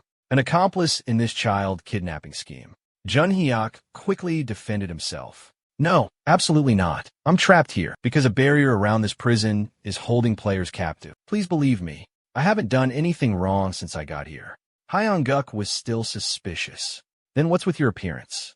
Why? How did you even get here?" Jun-hyuk struggled to explain. "I don't remember clearly. Everything feels like a hazy dream." He recalled the chaotic and terrifying memories from before, until I woke up and found myself looking just like them. Jun-hyuk, panicked, ran for his life. With this horrifying appearance, forget other players. Even my own teammates could turn on me at any moment. He was consumed by terror, so I had no choice but to run for my life. I ran and ran until I collapsed on a deserted road. Finally, the exhausted king crumbled to the ground. Utterly spent, I collapsed without a trace of strength left. He gasped for breath, trying to make sense of what just happened, but his mind was still in a daze. Tears of anguish streamed down his cheeks. In despair, I was forced to accept the harsh truth that from now on, I would have to live as a bloodthirsty vampire. Suddenly, 2 figures in red cloaks appeared. They asked, "Are you one of those 7 failed experiments?" My vision narrowed and faded to black. When the leaders of the Dark Magic Society appeared, I completely lost consciousness.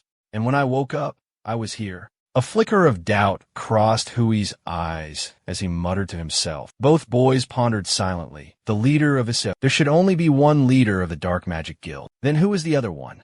Quan Suc pleaded desperately. "Please believe me, I truly haven't done anything wrong." Hui frowned, his gaze drifting away thoughtfully as if pondering something. Suddenly, he clapped Quan Suc on the shoulder, his voice grave. "More importantly than us, do you know what will happen to the children?" Kwon Suk hesitated, uncertainty in his eyes. They're probably on the top floor of this building. Once the blood of the 3 children with pure mana is spilled on the sacrificial altar, they said crimson flowers will bloom. I know the children are sacrifices, but I don't understand what the meaning of crimson flowers is in their words. Kwon Suk pleaded, his voice filled with earnest sincerity. That's all I witnessed and overheard. I swear I haven't done anything wrong. Please, you have to believe me. Hyuk silently observed him, his sharp gaze seemingly weighing something in his mind. King Suk faced him, tears welling up in his eyes, on the verge of sobbing. Hyuk suddenly made a move, causing the burly man to flinch back. He said with a reassuring tone, "Of course, I believe you. Don't worry about a thing." The large and muscular King Suk was now whining like a child to Sergeant Lee. Hyuk made him give in. "Quiet down. You look ridiculous." Suddenly, a booming voice echoed from the iron door. "What's going on? Why is this door locked? Open this door immediately. Out of the way. Just break it down." Hyuk spoke urgently. "Lee Won-sok, listen up. I'm ordering. You. We'll split up from here." The sound of the door being battered continued. "I'll go to the top floor. You go down below and find a way to disable the barrier's activation device." Hyung-guk emphasized, looking directly at Lee Won-sok. "Can you do it?" He replied firmly, "Yes, sir. I can definitely do it." Suddenly, he lowered his voice, leaning close to Won-sok's ear and whispering something. But before he could finish, Hyung-guk hurriedly left, leaving Won-sok alone. He stood guard at the door. The prison cell door was blasted open by the fire magic of one of the prisoners, but Won-sok stood firm as a steel pillar. They shouted aggressively, "Are you crazy? What the hell do you think you're doing? Not only did you not rat out your accomplices, but now you dare to stand here and block our way. Unbelievable." Won-sok suddenly let out a powerful roar, making the escaping prisoners flinch. The resounding sound carried an overwhelming force, pushing him back a few steps. Hyung-guk's words echoed in Won-sok's mind. "You haven't been punished for desertion yet, so you're still under my command. If you dare to run, I will personally finish you off." The beasts roar. "You want to know who I am?" He bravely charges into the crowd of escaped prisoners. "I'm Hwang-guk of the 3rd Battalion, Monster Suppression Brigade, Assault Company, Private 2nd Class, Lee Gun-suk." Hwang-guk struggles to run upstairs. Moving swiftly, he tells himself, "If I don't hurry, those children will be in grave danger." He stealthily hides outside the door, observing the situation inside. "I have to approach carefully." The pungent smell from inside forces Hwang-guk to cover his nose. Ugh, what is this putrid stench of blood? He ponders silently. This can't be from just 1 or 2 people. Impossible. Inside the room, countless bodies lie scattered, even those cultists. Only 2 leaders remain, performing some kind of ritual, with 3 children bound and suspended midair, prepared for a sacrificial rite. Oh my God! Hyung-guk couldn't believe his eyes. The Dark Magic Society, completely massacred? The mastermind behind the slaughter seemed to sense something amiss, turning their head to scan the surroundings. "Who dares approach this sacred altar?" she roared. Startled, Hyung-guk quickly left his hiding spot. Just then, an earth-shattering explosion erupted, sending debris flying outwards. The unfortunate building now had another gaping hole in its wall. Inside, Hyung-guk gritted his teeth, dodging the shockwave and the shower of bricks and debris from the explosion. The child being sacrificed was still barely clinging to life. A flicker of consciousness remained. Please, save me," the child weakly pleaded. The leader sneered, her voice dripping with sarcasm. "You only know how to hide and cower, like a pathetic little rat," she said. She licked her lips, a terrifying bloodlust gleaming in her eyes. Then, she threw off her concealing black cloak and growled, "Show yourself. If you reveal yourself now, I will grant you a swift and painless death. There will be no barbaric torture." But then she changed her mind. "Hold on, let's stall for a bit. It'll be much more amusing to toy with you little mice like this. Oh, I forgot to introduce myself. I'm Park Ji-hyun, Warden of Seoul Prison. Min-hee's squad, assemble at the teleportation gate immediately." He and Jun Mo exchanged knowing glances. Both recalled Guk's instructions. "We'll employ the diversion tactic." A squad member asked, "Diversion? What do you mean, sir?" Observing the group on the other side, he assessed. It's clear that the Daesing Guild has colluded with the Dark Magic Association. However, the reason neither of us can recklessly attack the other is because they're a guild, and we are a formal army. Guy sternly analyzed the situation. Therefore, when the attack commences, they'll definitely target our backs. We'll use our perceived weakness as bait, lure them into a trap, and force them to strike first. Hyun-guk's eyes flashed with certainty. This way, we'll have a justifiable reason to retaliate against Dae-san. Bang! Min-hee rested her chin on her hand and exclaimed, "Oh," manufacturing a plausible excuse to justify attacking such a powerful gang. Such a bold move. He glanced over.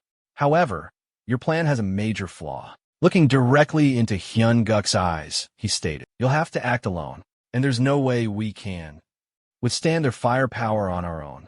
He chuckled confidently. "You don't need to worry about that.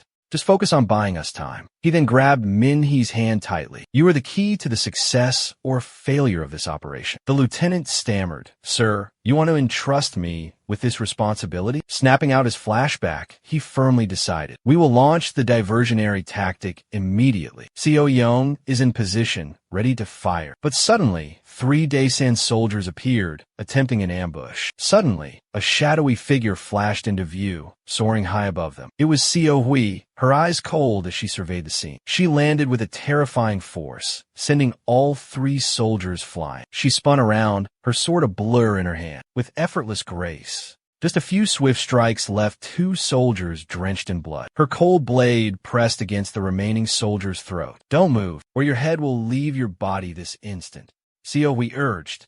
"What are you waiting for? Quickly send the signal." The assassination was successful, as planned. "Go!" The soldier hastily obeyed, pressing a button on his wrist. On the other side, the signal was received. "Captain, we've received the signal from the sniper assassination team." Young-ho, satisfied, ordered, "Excellent. Command the assault team to move in." They tightened their grips on their swords and sprung to their feet. Groups of 10 charged straight towards Min-hee's formation. He had received intel from Se-hyun. "We've ensured the snipers' absolute safety." The Daesan men were completely unaware. They continued their ferocious charge, intent on crushing them. Min-hyun instantly raised his shield at Min-hyun's booming shout, and Min-hyun. He planted the shield firmly, protecting his comrades. "Yes, sir." Shield activated. Min-hyun responded resolutely. "Open fire." A barrage of bullets erupted from their guns, ripping into the oncoming swordsmen, catching them completely off guard. Young-ho flew into a rage at the sight. "Damn soldiers! How did they find out?" he roared. "What are you waiting for? Charge! Unleash hell!" Mage unit, a group wielding magic staves, rushed forward. Mystical arrays shimmered into existence with their every gesture. Blazing fireballs hurtled towards the soldiers. Everyone huddled behind Minty's sturdy shield. The enormous firewall raged like a beast, threatening to incinerate everything. Jong-ho let out a savage, satisfied laugh. The entire AMT team will be burned alive in this inferno by the hand of a dark magic guild member.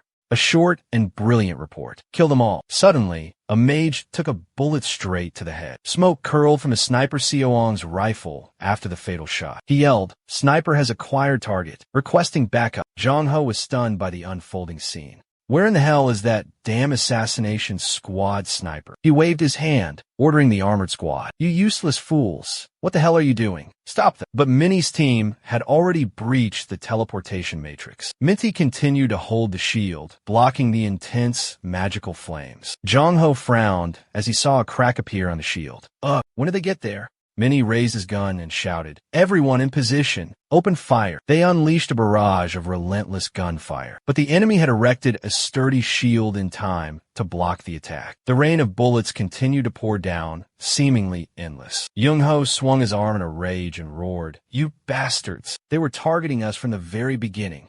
Damn soldiers! How dare you make a mockery of the entire Daesan Guild?" A cluster of sharp thorns suddenly appeared along with a chilling declaration. "I, the captain of the attack squad, will personally bury you all alive." The cluster of thorns spun with dizzying speed, forming a gigantic swirling drill that created a terrifying vortex, sending dirt and rocks flying into the air. Minhui's eyes widened in terror as she realized that he was charging straight towards them with terrifying speed. A sarcastic voice rang out, "Go ahead and make your plans. But what are you going to do against this tornado?" The massive drill slammed into the soldiers' formation. Minhai screamed in panic. Lee Hyun, when will the hidden piece you mentioned finally appear? On the other side, Bongdi was speechless, his jaw hanging open in shock. The king, covered in blood, gasped for breath. Beneath him lay motionless bodies, scattered across the floor. He slammed his hand against a button on the wall. A cold, mechanical voice announced, "Warning, the building's protective barrier is about to be deactivated." Memories flooded back. Hyun-guk's stern warning, "Don't run. Fight." He was stunned by the young man's powerful words. "Protect your comrades like a true soldier. Keep moving forward. Your comrades will always have your back." The warning blared again. The barrier around the building will be deactivated momentarily. Sergeant Lee Hyun-guk, once known as Kwon Suc, made up his mind. "I won't run anymore." Dong-ho returned, consumed by rage and bloodlust. "You arrogant fools, I will tear you to shreds." Stones levitated, pulled into the air, then abruptly froze. His body, along with the spikes protruding from his arms, was completely immobilized. John Jun appeared directly behind him. "Don't get in my way." Continuing his transformation, he swung his sword, unleashing a furious barrage of attacks that sent shockwaves through the ground. As the spell's effects wore off, Jong-ho screamed in agony, his body covered in countless wounds. The entire Daesun Seo clan watched in horror at the gruesome scene. Jun-mo cheered with delight. "Sodin Shui Shun." Jong-ho crashed to the ground, creating a cloud of dust. Choi Jong-jun calmly removed his helmet, looked up to the sky, and roared Lee Hyun-guk's name. This bizarre action left Jun-mo bewildered and confused. "Sergeant Choi Jong-jun, are you all right?"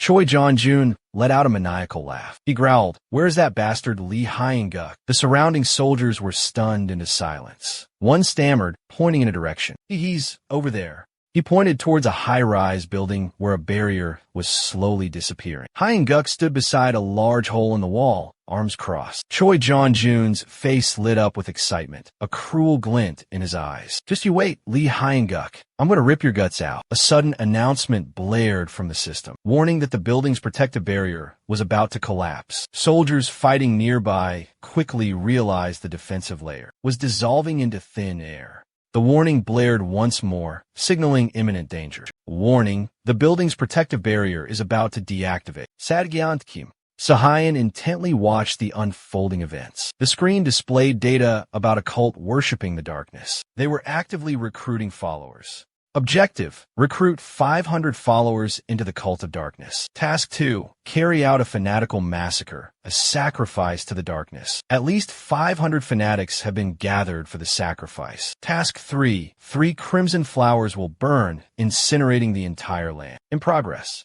Jahayan barked at his subordinates. "I will handle this personally. You go and complete the ritual." The red cloak of one of them suddenly split apart. It was torn and grotesquely deformed. Elsewhere, she reveled in the weapon in her hand. "I was getting bored with this monstrous task. Finally, some amusement. Finally, some entertainment." Meanwhile, Hyun-guk's mind was in turmoil. The Dark Art Society was supposed to have only one leader. Why are there two of them here? Facing two such formidable foes at once is incredibly dangerous. Where the wicked ritual is being performed, a magic circle radiates a violet light, creating a violent vortex. It greedily drains the life force and blood of the sacrificed victims. A diamond-shaped crystal with sharp edges gradually materializes. The tense melody intensifies, signaling that the source of decay is taking form. Hideous branches intertwine and begin to sprout from the dark crystal. They spread everywhere, piercing through the room. Ji-hyun witnesses the horrifying scene unfolding before his eyes. A giant branch shoots up into the sky, pulling the evil priest higher and higher. Elsewhere, Jong-hun still can't understand what's happening. Soldiers outside scream in terror. "Lieutenant, look over there." "What is that?" A massive tree with intertwined branches is bursting through the roof of the apartment building. Debris scatters everywhere. Hu Yun-deok suddenly recalled Lee Won-sok's words. "Once the blood of the 3 children possessing pure magical power is spilled onto the altar, they say crimson flowers will bloom." I knew the children would be turned into sacrifices, but I couldn't understand the true meaning of crimson flower in their words. Hu Yun-deok dodged the incoming attacks, while pondering the pure magical power contained within the children's blood. Gritting his teeth, he thought about the mysterious crimson flower, and a strange tree that suddenly materialized out of thin air. The cultists from the Dark Magic Society controlled the eerie branches, imprisoning and binding the innocent children for sacrifice. Huyen Diak was deep in thought about the children's fate. I don't know what these people are plotting, but before that crimson flower blooms, the image of the grayish and dark brown branches, twisted together in a terrifying way, flashed in his mind. He was determined. I must save these children. While the young man was worried and restless, Jahayan suddenly discovered a clue. She found it. A fleeting shadow startled the young man. The attacker suddenly appeared, aiming directly at him. Fortunately, he dodged in time. The blow was so powerful that it shattered a nearby tree branch. The young man, while hiding, exclaimed in frustration, "Damn it, should I go find my bag first?" he wondered. She suddenly reappeared right behind him. "What's with this outfit?" he wondered. "You're a pervert," she shouted. "You're under arrest for indecent exposure." Her hammer swung up, aimed directly at his side. The young man quickly used reinforcement magic to defend himself. His entire body was covered in a solid layer of armor. A soul hand reached out, blocking her attack. Their souls and weapons collided, creating a terrifying shockwave. The young man pondered, "Is this Pungjen?" So that means... Just then, Sergeant Kim Se-hui appeared unexpectedly. She quickly asked Han, "Are you all right? Am I too late?" Han replied, "Not at all. You came just in time." He continued, "There's still another one besides her. I'll go deal with him. I'll leave this to you." Ji-hyun licked her lips with amusement. It seems another interesting one has come to replace that pervert. Si-hyun's eyes widened in astonishment. She's already captured that soul, a soul formed from pure mana. Finally, a delicious meal. The soul's agonizing screams echoed. Excitedly, she commanded, "Mon devour it cleanly for me." Se-hui angrily charged towards the blinding light emanating from her hammer. The light signaled that she was focusing her energy, preparing to unleash a powerful attack. Hyundai panicked, grabbing Se-hui and diving out of the way. Her attack ripped through the building, leaving a gaping hole. They both lost their balance, stumbling and falling below. As he desperately clung for support, the brother hurriedly explained, "Sergeant Kim Se-hui, you have to be extremely cautious when facing her. Once she grabs you, she will absorb all your mana and unleash all the magical energy she's accumulated." Se-hui was stunned. Release accumulated magical energy? How? He strained to speak, his voice filled with urgent warning. "You must be vigilant, whether at close or long range. I have to rescue the children before I leave this place." The brother looked at Se-hui with concern. "Do you still remember what I told you? There's no predetermined outcome or advantage. When entering a battle, all you could do is constantly seek ways to achieve victory until the very last moment." Sudden understanding dawned on Se-hui. She quickly moved past her brother. "I understand. I'll be fine. Get out of here." From afar, Ji-hyun saw Se-hai returning. She coldly absorbed magic from the soul she held in her hand. Just how much magical energy can a single soul contain? Annoyed at the interruption, she snarled, "I was enjoying my meal. It looks quite delicious, doesn't it?" Se-hai exploded in rage. "You find this amusing?" Countless souls gathered around her, and she smiled with satisfaction. "Ha! So many souls have come to greet me. How wonderful! My whole body trembles with excitement." Se-hai lunged forward with her sword, her voice a growl. "Don't come crying and begging me for mercy later." Se-hai's souls rushed toward her attack. She welcomed them with glee. "I will drain every last drop of magical energy from these souls. Just watch." Suddenly, a powerful tremor emanated from the giant ancient tree. The high priest of the Dark Arts Guild raised his sword high. He was about to execute the first child, as the sharp blade was about to plunge down. A sudden force from the outside knocked the sword away. A strange object appeared before the villain's eyes. A system suddenly activated. The power of the Mughle Shard was fully unleashed. From 1 to 3 giant broadswords suddenly materialized in midair. They grew larger and larger, creating a terrifying pressure that weighed down on him. His body grazed the sharp blades, causing them to plunge into the ground. Hyun-guk arrived just in time, standing defiantly there. He calmly controlled the broadswords with 2 fingers. "You must be the leader of the Dark Magic Society. I don't care what your plot is, but stay away from these children immediately." His attack tore the man's cloak, revealing a fierce and hateful face. He stood up straight. The staff hidden beneath his cloak was gradually revealed. Hyun-guk was stunned. Wait, he's not human. That's the true form of that villain, a terrifying dark elf. The young man gritted his teeth, rage boiling inside him. Those cruel bastards. Just how depraved have they become? The young man's mind raged like a stormy sea. Dark elves are creatures who have fallen into the shadows of corruption after rebelling against the supreme deities. I've heard stories that some have offered precious treasures to these evil spirits in exchange for dark power. But this elf's power, it's terrifying. A dark aura shrouds his entire body. The bastards, are they now going to sell out even these innocent children? The dark elf spoke, uttering strange sounds, a language incomprehensible to humans. The system information has been updated once again. Detailed information regarding the item's attributes significantly increases resistance to undead characteristics. Special feature. Bestows upon the designated equipment an attribute aura. Holy power / dark magic power. Warning. Each bestowed aura carries corresponding consequences. These two abilities cannot be activated simultaneously. Choose an aura that will make your brother's hair stand on end. Eyes as cold as death stared straight at the elf. Shut up. What in the world are you babbling about? No matter what you say, I will send you to hell. Previously, leaving gut commented on Sergent Kim Sui. She's too honest. Sehui tilted her head with a puzzled expression. What? Is there something wrong with being honest? Think about the other soldiers. It's not just you, Sergeant Kim. Most soldiers have that kind of personality. He continued as he walked and looked at her. In the military, players are trained based on the abilities they possess. That's why they tend to see the rigid rules and textbooks as absolute truth, as if they were gospel. His expression turned serious. However, suppose the book advised avoiding unfavorable battles. What would you do if you couldn't avoid such unavoidable situations? Sahayan asked, examining the wound on her shoulder. What am I supposed to do when I can't escape a losing battle? What do I do when I can't run from a fight I can't win? Are you summoning spirits right now to prepare for your confrontation with Jahayan? A delighted smile spread across her lips. Ha. Countless souls gather to greet me. Magnificent. I'm trembling with excitement. Sahayan charged forward, sword swinging. Don't cry later. The spirits, along with her, surged towards Jahayan. She stood ready to fight.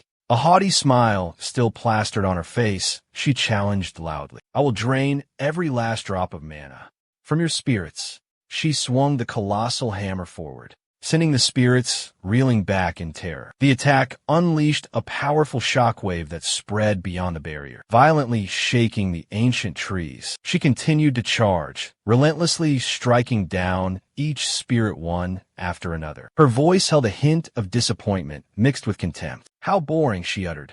I wanted to play a little longer. Suddenly, Seohayan charged towards her with blinding speed, her sharp sword pointed forward. She gave a wicked, cunning smile. Then, she unleashed a lightning-fast attack towards Seohayan, forcing a spirit to push her out of the path of the deadly blade. A tremendous surge of energy erupted, forcing those nearby to stagger back. Yeon looked at Seohayan with disappointment. So dull. Fighting someone of equal standing is much more entertaining. This, she muttered. Seohayan stood up, wiping the blood from the corner of her lip. Just then, she thought of a new amusement. Well then, let's play a different game. You pitiful, lost souls, care to play a thrilling game of hide-and-seek? Jihyun launched a powerful preemptive strike. Instantly, the earth above collapsed, burying Sian in a shower of debris. In the thick darkness that enveloped Sian, she suddenly blurted out unconsciously, you damn bitch. What kind of trickery is this? She startled in terror. What is this? I can't see anything. A notification window suddenly appeared before her eyes. Item information, Manhwa, hero level. Ability, mana search and absorption. Special ability, target lock. Inflicts damage on the target during mana absorption. Releases all absorbed mana to create a powerful shockwave. She let out a sinister laugh, her eyes darting around, then growled, just you wait. You can't escape from me. Had enough running? Come out now. She hastily jumped upwards, but a sharp branch slashed her. In sheer terror, she squeezed her eyes shut. Ahead, the bodies of two warriors lay motionless. Meanwhile, Jihyun continued to hunt down the stray souls, searching for Sei-hai. Where is she? Jihyun flickered, striking a soul. Found you. Then, with a sigh of frustration, miss, Jiunta-unta sailudli. You were so bold before. Where are you hiding now? Cowering in the darkness, I presume. Before Seihai was only a pitch-black void, devoid of light. In a state of sheer panic, chaotic thoughts raced through her mind. Jihyun was still hunting down each soul one by one. In a pitch-black environment, she must be using some kind of special searching skill. Jihyun targeted another soul. She turned and exclaimed with delight. This is exciting. This game is so much fun. Jihyun continued to strike down more souls. If you keep hiding like this, then the only way is to absorb all the magical energy from these souls. The girl's eyes widened, horrified as she witnessed each soul fall one by one. She taunted as she prepared to finish off another soul. You're about to go mad from your own helplessness, aren't you? She let out a sinister laugh and offered the girl a choice. All right then, how about this? Kneel and beg me to spare your life. Get on your knees before me and plead pathetically. He gritted her teeth in utter rage. She immediately summoned the souls back, taking her by surprise. Souls gather, she commanded as the souls returned to their bodies. I'm sorry, but I can't afford to lose you. She burst into mocking laughter. Hiv. Foolish. If you dare summon them again, I can easily pinpoint where you're focusing your energy. Withdraw all your magic power immediately. She lunged towards Seihai, preparing to unleash a fatal blow. Realizing she couldn't dodge in time, she suddenly remembered her elder's teachings. When you have no chance of winning, use everything you have. She anxiously asked, her voice filled with doubt. Everything. The young man smiled, making a cutting motion across his neck. For example, if you're in a duel, and you realize you can't defeat your opponent head-on, aim for the weak spot behind him. Take him down in a single move. She stared at him, bewildered, stammering. How could you do that? The young man immediately explained. What do you think is reasonable or fair? In a fight between players, there's no need to worry about. Holding on to that kind of thinking in a life-or-death battle will only bring you harm. Why should we fight fair against a criminal? Someone who has committed countless heinous crimes, unspeakable atrocities? He placed a hand on her shoulder, his voice calm yet firm. War is not a game, nor is it some kind of sporting competition. In a real battle, death is the end of everything. Forget what the books teach about fairness or righteousness. Survival is the only thing that matters. She reveled in her triumph for a moment, then sudden terror washed over her. What? It wasn't a real body? Coe had been lying in wait below, immediately seizing the opportunity to launch a counterattack, catching her completely off guard. The giant hammer, along with the soul within, plummeted into the abyss. She roared in fury, cursing Coe relentlessly. You despicable wretch. How dare you do this? You call yourself a warrior? Coe calmly replied, Coward, how laughable. She looked directly into her eyes, her gaze filled with utter contempt and hatred. How dare you, someone like you, utter such hypocritical words after lurking in the shadows, stalking your prey, and draining them of all their life force. My mana, like sharp daggers. She sneered, mocking Jihyun. A warrior? You call me a warrior? How laughable. What warrior would fight fairly against someone like you? Someone who kidnaps and sacrifices innocent children? Her face darkened, and she roared in fury. I will tear you apart with my bare hands. In a flash, she swung her sword, ending her life. Dark energy that bound the soul dissipated into nothingness. Jihyun's body collapsed behind her, motionless. She turned back to look down at the lifeless corpse with a cold gaze. From now on, if I have to face those like you again, I will not hesitate to become a cold-blooded killer. Back in the fierce battle, Hyunguk, the leader of the Shadow Guild, was lost in thought. He stared intently at him, Jiho still cradled in Morpheus's arms behind him. Jiho was still in Morpheus's embrace. His lips moved, muttering strange, sounds like an ancient incantation. He thought to himself, I will control metal, force you to kneel before my power. He roared in fury, Shut up, what the hell are you babbling about? Whatever you say, I will finish you. A powerful killing intent erupted from him as he pointed his sharp blade towards him. He pointed his sharp blade at him. They locked eyes, the tension thick enough to cut with a knife, their gazes filled with murderous intent. They lunged at each other simultaneously, weapons aimed directly at their opponent.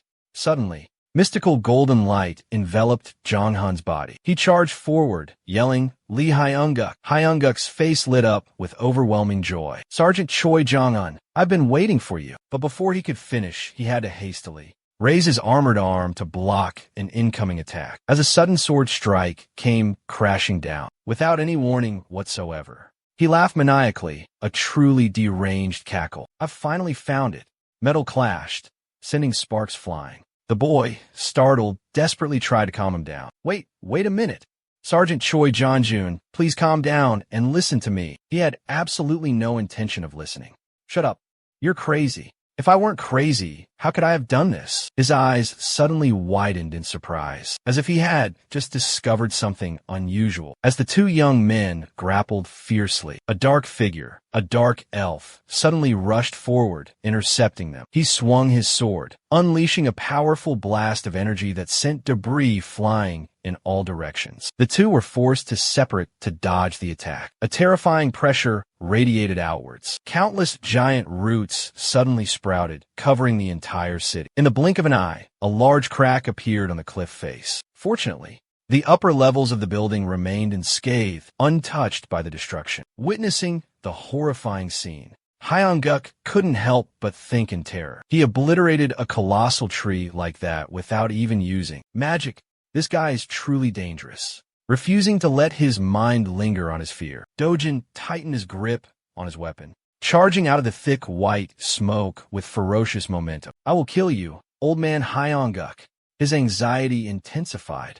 Or perhaps he is the most dangerous one after all. He roared furiously, his eyes wide with rage like a wild beast. "They are my precious children, more valuable than anything in this world. They were born from my flesh and blood, my sweat and tears, after I was exiled to this godforsaken place. This place."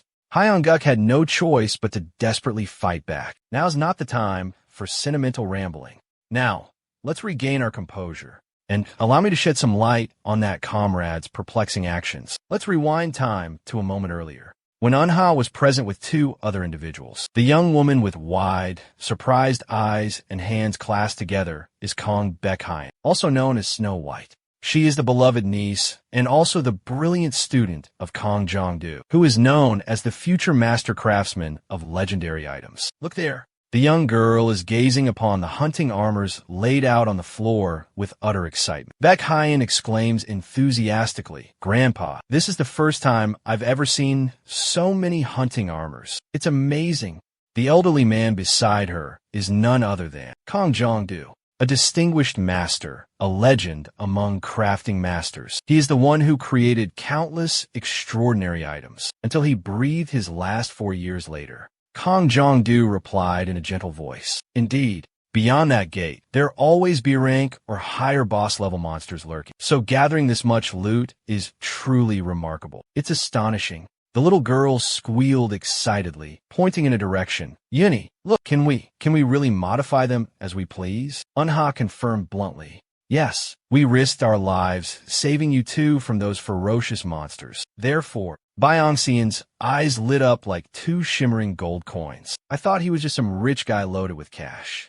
But he's also a super-class warrior." At this point, the little girl couldn't deny it any longer. Oh no, a mischievous plan began to form in her mind. "If I could sneak a few of these guns, I could make a fortune." She reached out and touched the armor, examining it closely. "Oh my god, this is ultra-rare Orichan alloy. Insane. And there's a magical link between the helmet and the sword too." Donggu tried to stop his niece, but to no avail. Hey, stop running. You're going to trip." Unha turned a questioning gaze towards Choi Janjun, who was standing sheepishly behind her. "Hey, Choi Janjun, where are you wandering off to?" He started to beat around the bush. "Sergeant Choi Janjun reporting, ma'am. I was just taking a moment to take care of myself after successfully completing my assigned mission. And currently, I have a lot of work to handle." Losing her patience, she interrupted. "Can you get to the point?" He put on a pitiful expression, then launched into a long-winded story. A strenuous combat mission combined with rescuing civilians in distress. Right after I returned from a short leave.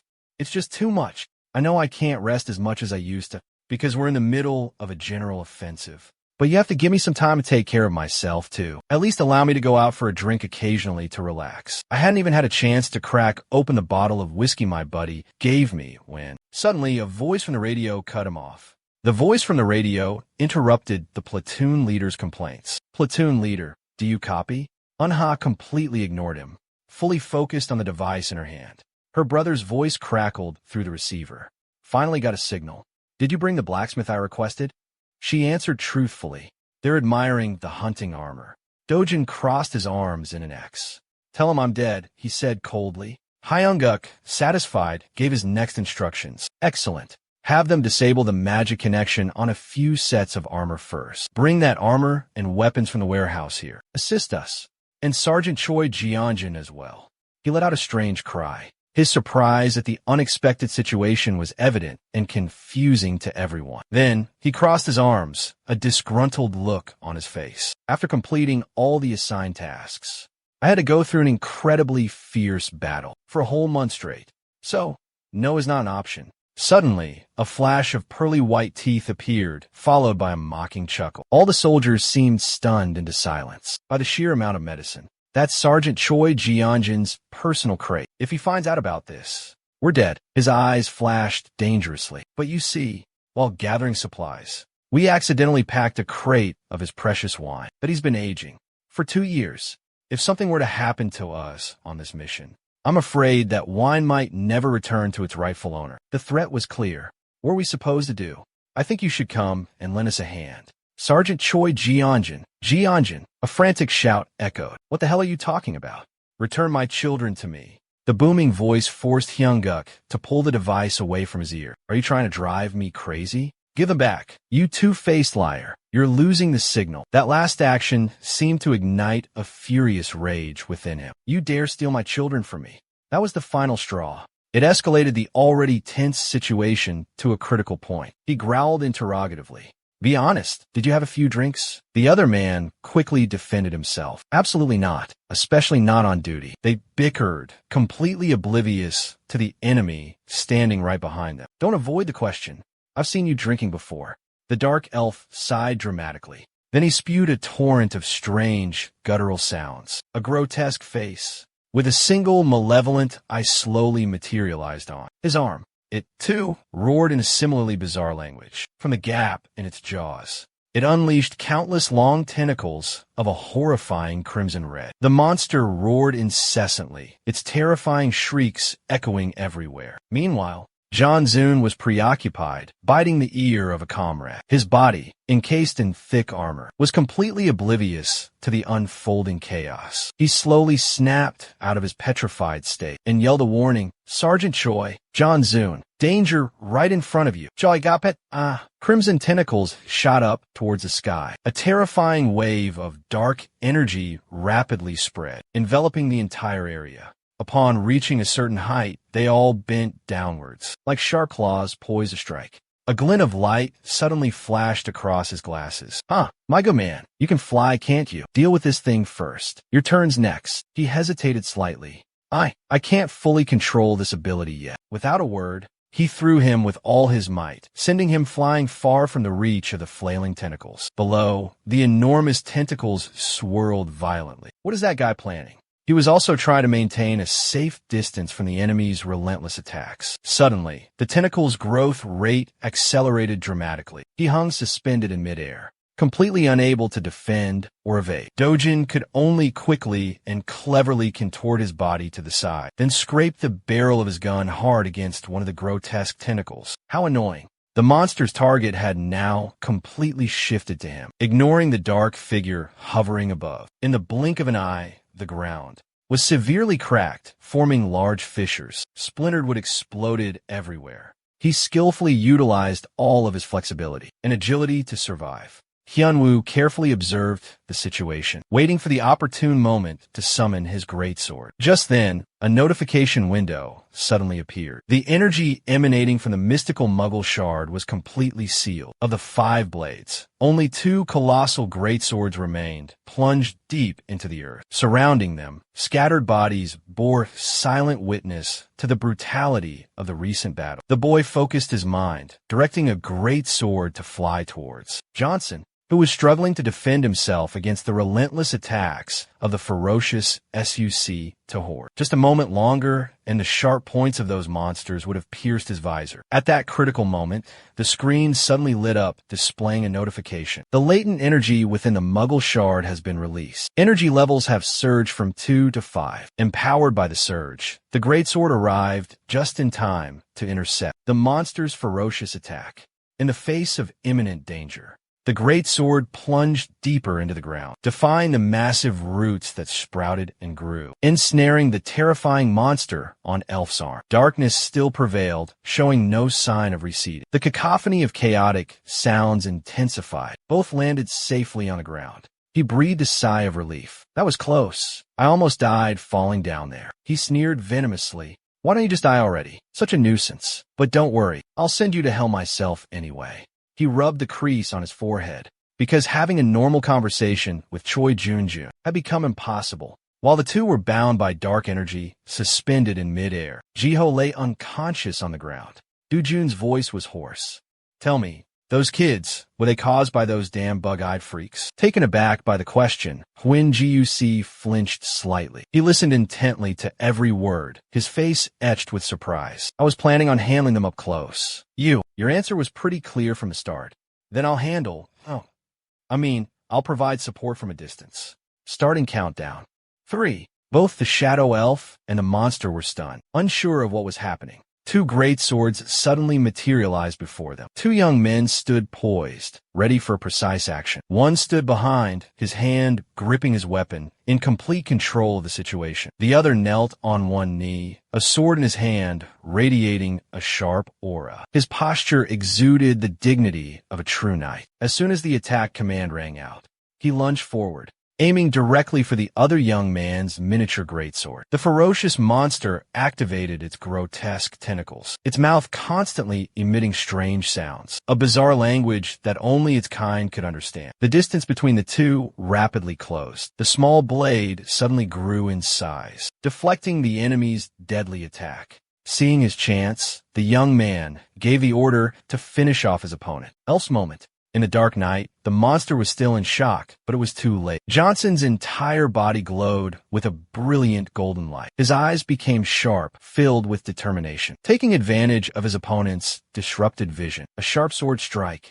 The cold, sharp blade pressed against his throat. In the blink of an eye, the brute's powerful body was nothing more than a headless corpse. Crimson blood erupted like a geyser from the clean, decisive cut. After the reckless attack, he felt drained. He proudly declared victory.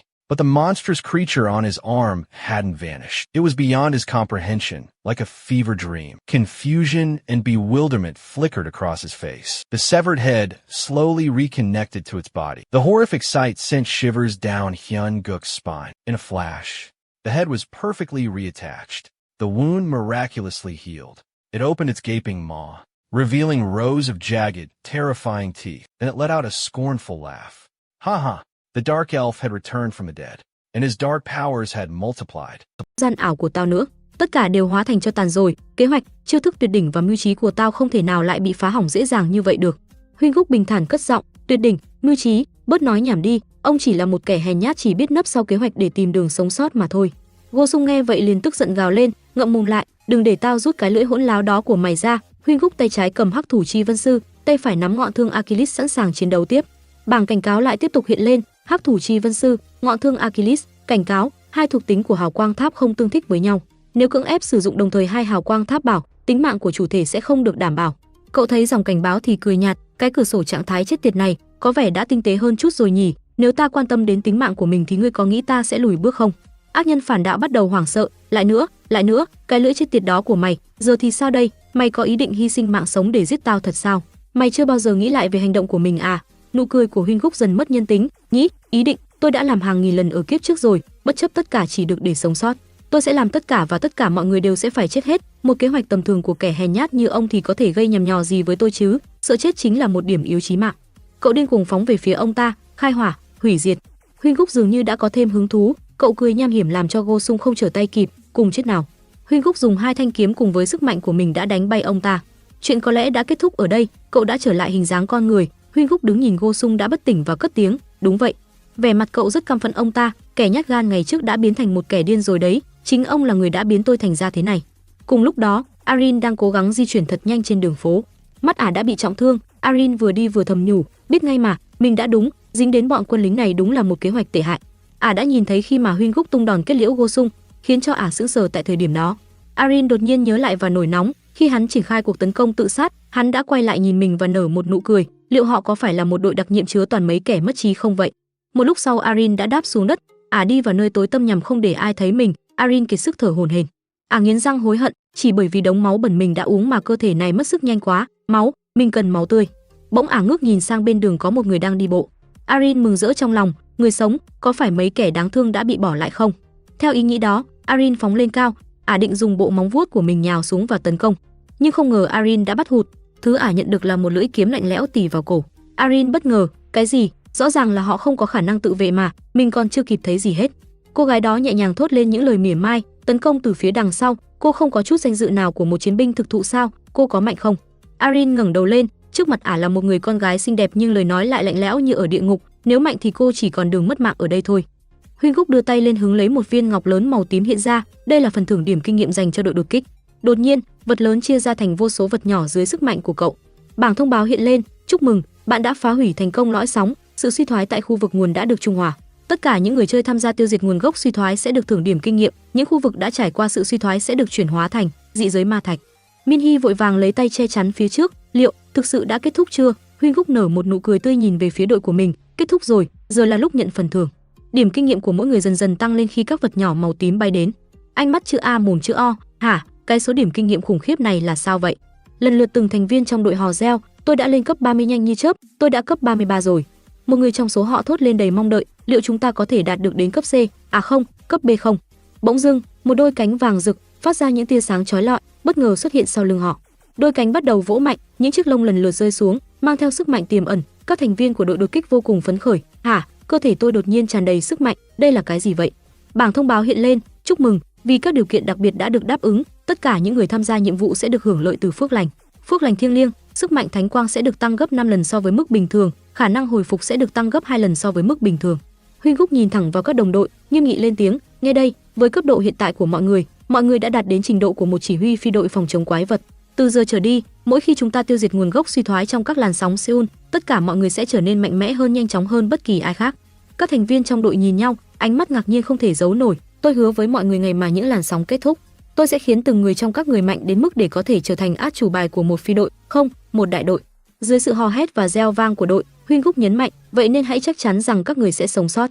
Bên cạnh niềm vui sướng của các thành viên, Park Junmo ngồi trong góc, khuôn mặt ủ rũ. Giọng đanh thép điểm danh, Park Junmo ngẩng đầu lên, vì bất thình lình gọi tên, cậu ấy lắp bắp, "Pri, hạ sĩ Park Junmo, vâng, thưa ngài." Cả hai cùng nhìn nhau, Huynh Gúc nghiêm túc nói, cậu và tôi đều giống nhau, không thể lên cấp, đừng buồn về chuyện đó. Chỉ cần chờ đợi thôi, tôi sẽ làm cho cậu mạnh hơn những người khác, vậy nên đừng lo lắng. Hay là cậu không tin tôi hả? Junmo vội vàng trả lời, tôi tin ngài. Cậu nở nụ cười trìu mến dành cho người bạn kề vai sát cánh của mình.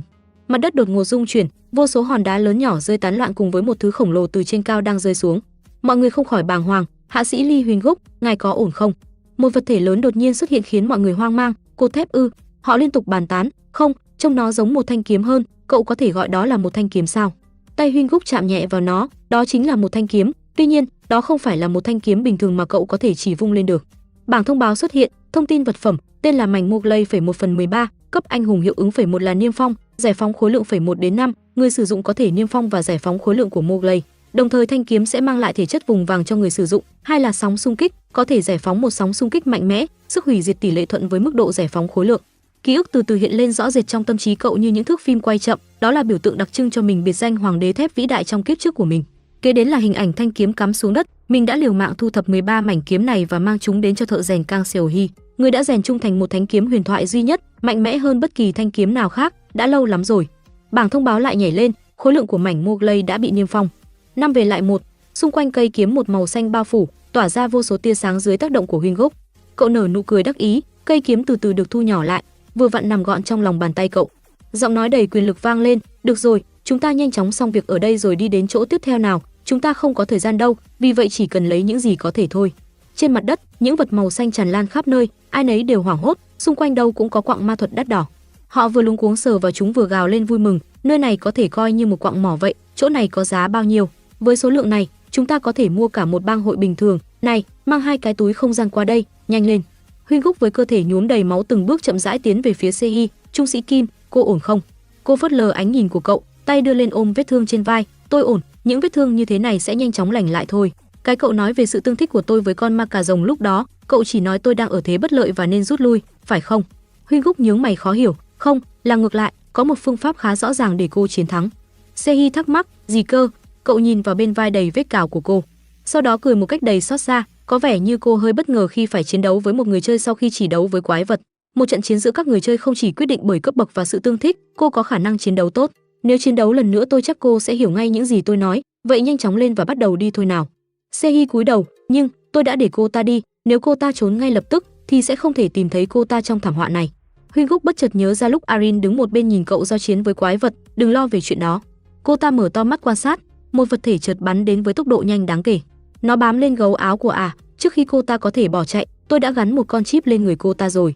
Cậu cười hả hê, tôi không biết chính xác vị trí của cô ta, nhưng ít nhất tôi có thể biết được hướng đi chung. Nếu bây giờ chúng ta đuổi theo cô ta, chúng ta sẽ có thể bắt kịp cô ta trước khi làn sóng kết thúc, tất nhiên, nếu cô ta còn sống. Lưỡi kiếm lạnh lẽo chạm vào da thịt khiến Arin rùng mình không biết tại sao mình không bị giết ngay lập tức, nhưng đây là cơ hội của mình. Ngón tay sắc nhọn chuẩn bị cho pha ám sát, tôi sẽ chém đầu cô trong một nhát. Seo Yu bận áo choàng gần giọng, ngươi, mạnh chứ, nếu ngươi không đủ mạnh thì ngươi sẽ chết ở đây. Arin bật dậy, ánh mắt giận dữ lóe lên, ngươi đang nói gì vậy? Đùng một cái đã không thấy người đâu. Seo Yu từ khi nào đã tốc biến ra phía sau. Cây kiếm bắt đầu phát ra vô số tia sáng màu xanh. Ra sức chống đỡ, vung vẫy một cách mãnh liệt, mọi thứ xung quanh dần đổ sập.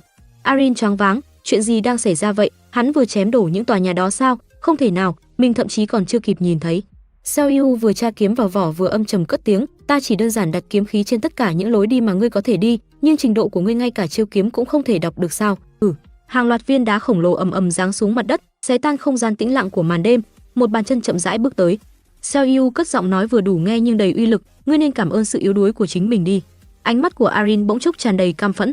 Trước khi rời đi cô để lại một câu, một chiến binh thực thụ không ra tay với kẻ yếu. Arin thẫn thờ không thể đứng vững được nữa, giống lên, gã đó rốt cuộc là sao chứ? Đám điên này từ đâu chui ra vậy? Giữa khoảng không rộng lớn, hàng loạt giọng nói chất chồng lên nhau. Tin mới, những cỗ golem xác sống đang lẳng vảng quanh quận Đông Giác. Gì cơ? Chẳng phải điều đó có nghĩa là có một pháp sư hắc ám ở gần đây sao? Số 13 đã kết nối với một người chơi không xác định. Tại trung tâm chỉ huy phản ứng cổng quốc gia, trung tâm chỉ huy thống nhất, các thông báo liên tiếp truyền đến. Pháp sư số 44, vị trí Darim 2 Dong đang liên lạc với người chơi hạng B, Lee Cho Hee, liên lạc với pháp sư số 51 đã bị ngắt. Bỗng dưng xuất hiện một tin dữ, họ đang bị tấn công, bóng lưng của một cô gái đứng một mình trước tấm cửa kính lớn, tình hình quá rời rạc rồi. Vẻ mặt lo lắng hiện rõ trên khuôn mặt cô, người chơi đang lao vào các trận chiến đơn lẻ, chỉ nghĩ đến việc tự cứu mình. Điều này không thể tiếp tục được, người này là Kang Seo Yoon, đại diện hộ Jumana, người chơi Hàn Quốc, hạng 4. Cô liên tục cắn móng tay, một nhân tố chủ chốt, chúng ta cần một nhân tố chủ chốt để đoàn kết các người chơi trong làn sóng Seoul điên cuồng này. Cánh cửa phòng bật tung ra, một giọng nói truyền đến, đại diện Kang, chúng tôi vừa nhận được thông tin rằng nguồn gốc của sự suy thoái ở khu vực Đông Daemun đã bị người chơi tiêu diệt. Seo Yoon hết sức kinh ngạc, là ai vậy? Có phải là một bang hội nổi tiếng không? Lãnh đạo của họ là ai? Cấp bậc của họ là gì? Anh trợ lý vội đọc thông tin trên màn hình điện tử, vị trí Nam San tiểu đoàn 1, trung đoàn chống ma thuật thứ 3, nhưng tôi thấy một đội đặc nhiệm nhỏ và chỉ huy của họ chỉ là. Cô nhíu mày lắng nghe, một trung sĩ hạng F. Seo Yoon quát tháo, đùa nếu họ là đội phòng chống quái vật thì họ là lính, mà lại là một trung sĩ hạng F nữa sao? Cậu không biết trong những lúc như thế này thông tin quan trọng như thế nào sao? Tiếng bước chân nhẹ nhàng chậm rãi tiến đến chỗ cô đang mất bình tĩnh vì cái gì vậy? Dựa vào tình hình hiện tại thì việc có đám rác rưởi cấp thấp ở khắp nơi là điều đương nhiên. Cô bực bội trách mắng, anh, tôi tưởng anh đã rời bỏ Hàn Quốc rồi, vậy mà anh đang làm gì ở đây vậy? Người đó nghiêm nghị lên tiếng, tất nhiên là không, tôi chỉ đơn giản là không can thiệp vào một tình huống mà không có lựa chọn nào tốt hơn thôi. Người này là Ki Baek-jun, hạng 3 bang hội phía Nam Hàn Quốc hội chủ Đại Sơn, người chơi phía Nam Hàn xếp hạng 10. Seo Yoon liền tỏ ra nhẹ nhõm, chăm chú lắng nghe lời đề nghị của ông ta. Một trong các đội đột kích chủ chốt của bang hội chúng tôi đã hoàn thành cổng mở ở khu húc Seok và hiện đang tiếp tế. Khi họ hoàn thành, họ đã đồng ý đi dò thám nguồn suy thoái. Baek-jun tự tin tiếp lời, họ là một đội khá lành nghề với một người chơi hạng A làm đội trưởng, với anh ta là trung tâm. Chúng ta sẽ có thể hợp nhất các người chơi và cứu dân cư Seoul, nghe có vẻ là một biện pháp đối phó tốt, vậy nên hãy tin tưởng vào đội trưởng Chu Kyo-yeong. Một con quái vật bê bết máu nằm chồng vó, một người đàn ông vác trên vai đuôi bạch tuộc mà tăng hắng cất tiếng, đội trưởng, công dân đang vây quanh chúng ta, nói rằng họ sẽ đi theo ta nữa. Người này chính là Chu Kyo-yeong, bang hội phía Nam Hàn Quốc, hạng 3 Đại Sơn, đội trưởng đội tấn công trọng điểm. Tiếng nói yếu ớt nhưng đầy kiên quyết của người dân lũ lượt truyền đến, Xin vui lòng hộ tống chúng tôi đến trú ẩn gần nhất đi, chúng tôi sẽ làm bất cứ điều gì anh bảo. Đôi mắt rực lửa của gã trừng lên liếc bọn họ. Này, mấy tên ngu ngốc, các người nghĩ mình có thể làm được gì chứ? Kỹ năng chính là điều khiển quái vật. Mọi người ngơ ngác nhìn lên ngay khi gã ra lệnh, hãy giải quyết mọi chuyện giang dở, hiểu ý tôi chứ? Đất đá như một dòng thác lũ ào ào trút xuống, quái vật xông đến, những đường kiếm chém tới tấp, máu tươi bắn tung tóe khắp nơi. Kyo Yeong điên tiết cắn xé vật trên tay, gằn giọng, giết sạch bọn chúng để không còn kẻ nào đâm sau lưng nữa. Bầu trời đen tối, dưới cơn mưa tầm tã, 4 cô gái nhỏ ra sức chạy đi về phía trước. Hai cô bé bỗng dừng lại nhìn quanh bảo nhau, các cậu có nghe thấy tiếng động lạ không? Sao lại vậy được, là tiếng hú của chó hay gì thế? Jiho quay đầu lại, thở từ từ thôi, sau khi vượt qua chỗ này, chúng ta có thể nghỉ ngơi được rồi. Hui Măng mắt ngấn lệ sợ hãi, xin lỗi, đều là do tớ đã cản trở các cậu, dù chúng ta phải di chuyển càng nhanh càng tốt, cứ bỏ tớ lại đi. Jiho liền ôm hai má cô nhóc trách móc, Dung Hui Măng, cậu đang nói cái gì vậy hả? Chúng tớ không thể đi mà thiếu cậu được. Không thể được đâu, vậy nên đừng nói như vậy nữa. Cô nhóc cảm động gọi, Jiho, cảm ơn cậu. Cách đó không xa, liền có một cú nổ lớn, làm cả 4 người kinh hãi ôm đầu. Cô gái nhỏ tuy rất hoảng sợ nhưng vẫn giơ tay ngăn mọi người lại, mọi người, đứng. Một tiếng vững vào kết thúc thì cả hai cô bé phía trước liền ngã mạnh xuống đất. Trong thoáng đó, thấy vậy Jiho liền dìu cô nhóc chạy vào góc tối. Cả hai nép vào trong, cô bé không ngừng bịt lại miệng của Hui Măng, nín thở đi. Có 4 quái vật từ trên không bay xuống mặt đất tiếp cận hai cô bé đã nằm trên đất. Chúng ôm hai cô bé đã ngất xỉu lên chuẩn bị rời đi, có một tên liên tục cảnh giác xung quanh. Nhìn ra, Jiho thấy hai tên đã ôm hai cô bé kia nhúng người bay đi. Còn lại hai tên chúng cẩn thận vô cùng nhau nhìn về một phía dò xét.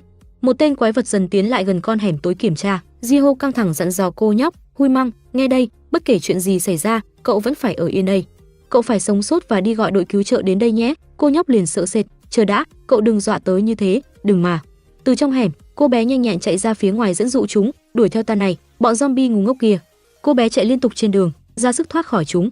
Vừa chạy Jiho vừa sợ đến phát khóc, tức khắc quái vật đã bay đến phía sau cô bé. Nhanh như cắt hắn ta đã ôm cô bé bay lên không rời khỏi chỗ đó. Hui Măng núp ở đó bây giờ chỉ có thể bịt chặt mũi miệng nín thở quan sát. Cô nhóc nhìn ra phía ngoài càng lúc càng hãi hùng, ai đó, cứu tôi với. Tên quái vật đứng trước mặt cô, nó từ từ liếc mắt qua, có ai không, ai cũng được, làm ơn. Hui Măng không dám phát ra tiếng, bất giác nước mắt cứ trào ra, cứu tôi và bạn bè của tôi với. Gần như quái vật đã nhìn thấy cô nhóc, nó nở một nụ cười ghê rợn làm cho Hui Măng thầm hoảng loạn, làm ơn. Khi tên đó tiến lại gần, thì bỗng có một thanh kiếm đâm xuyên qua ngực quái vật, máu bắn ra thật nhiều trước mắt cô bé. Dòng máu đó tuôn trào dữ dội, quái vật kia liền ngã xuống đất lập tức. Từ xa bước lại là một thân ảnh mờ ảo, này cô bé, vẫn ổn chứ? Hui Măng dần lấy lại bình tĩnh, đó là thiên thần sao, làm ơn hãy cứu cả bạn bè của em nữa. Huynh Gúc cười hỏi khiến cô nhóc giật mình ngã ngửa, này cô bé, em. Thấy vậy cậu vô cùng khó hiểu, hả, chuyện gì vậy? Chuyển đến một nơi khác, khung cảnh hoang tàn, các quái vật cùng ra sức đập phá dữ dội các tòa nhà cao lớn dưới cơn mưa.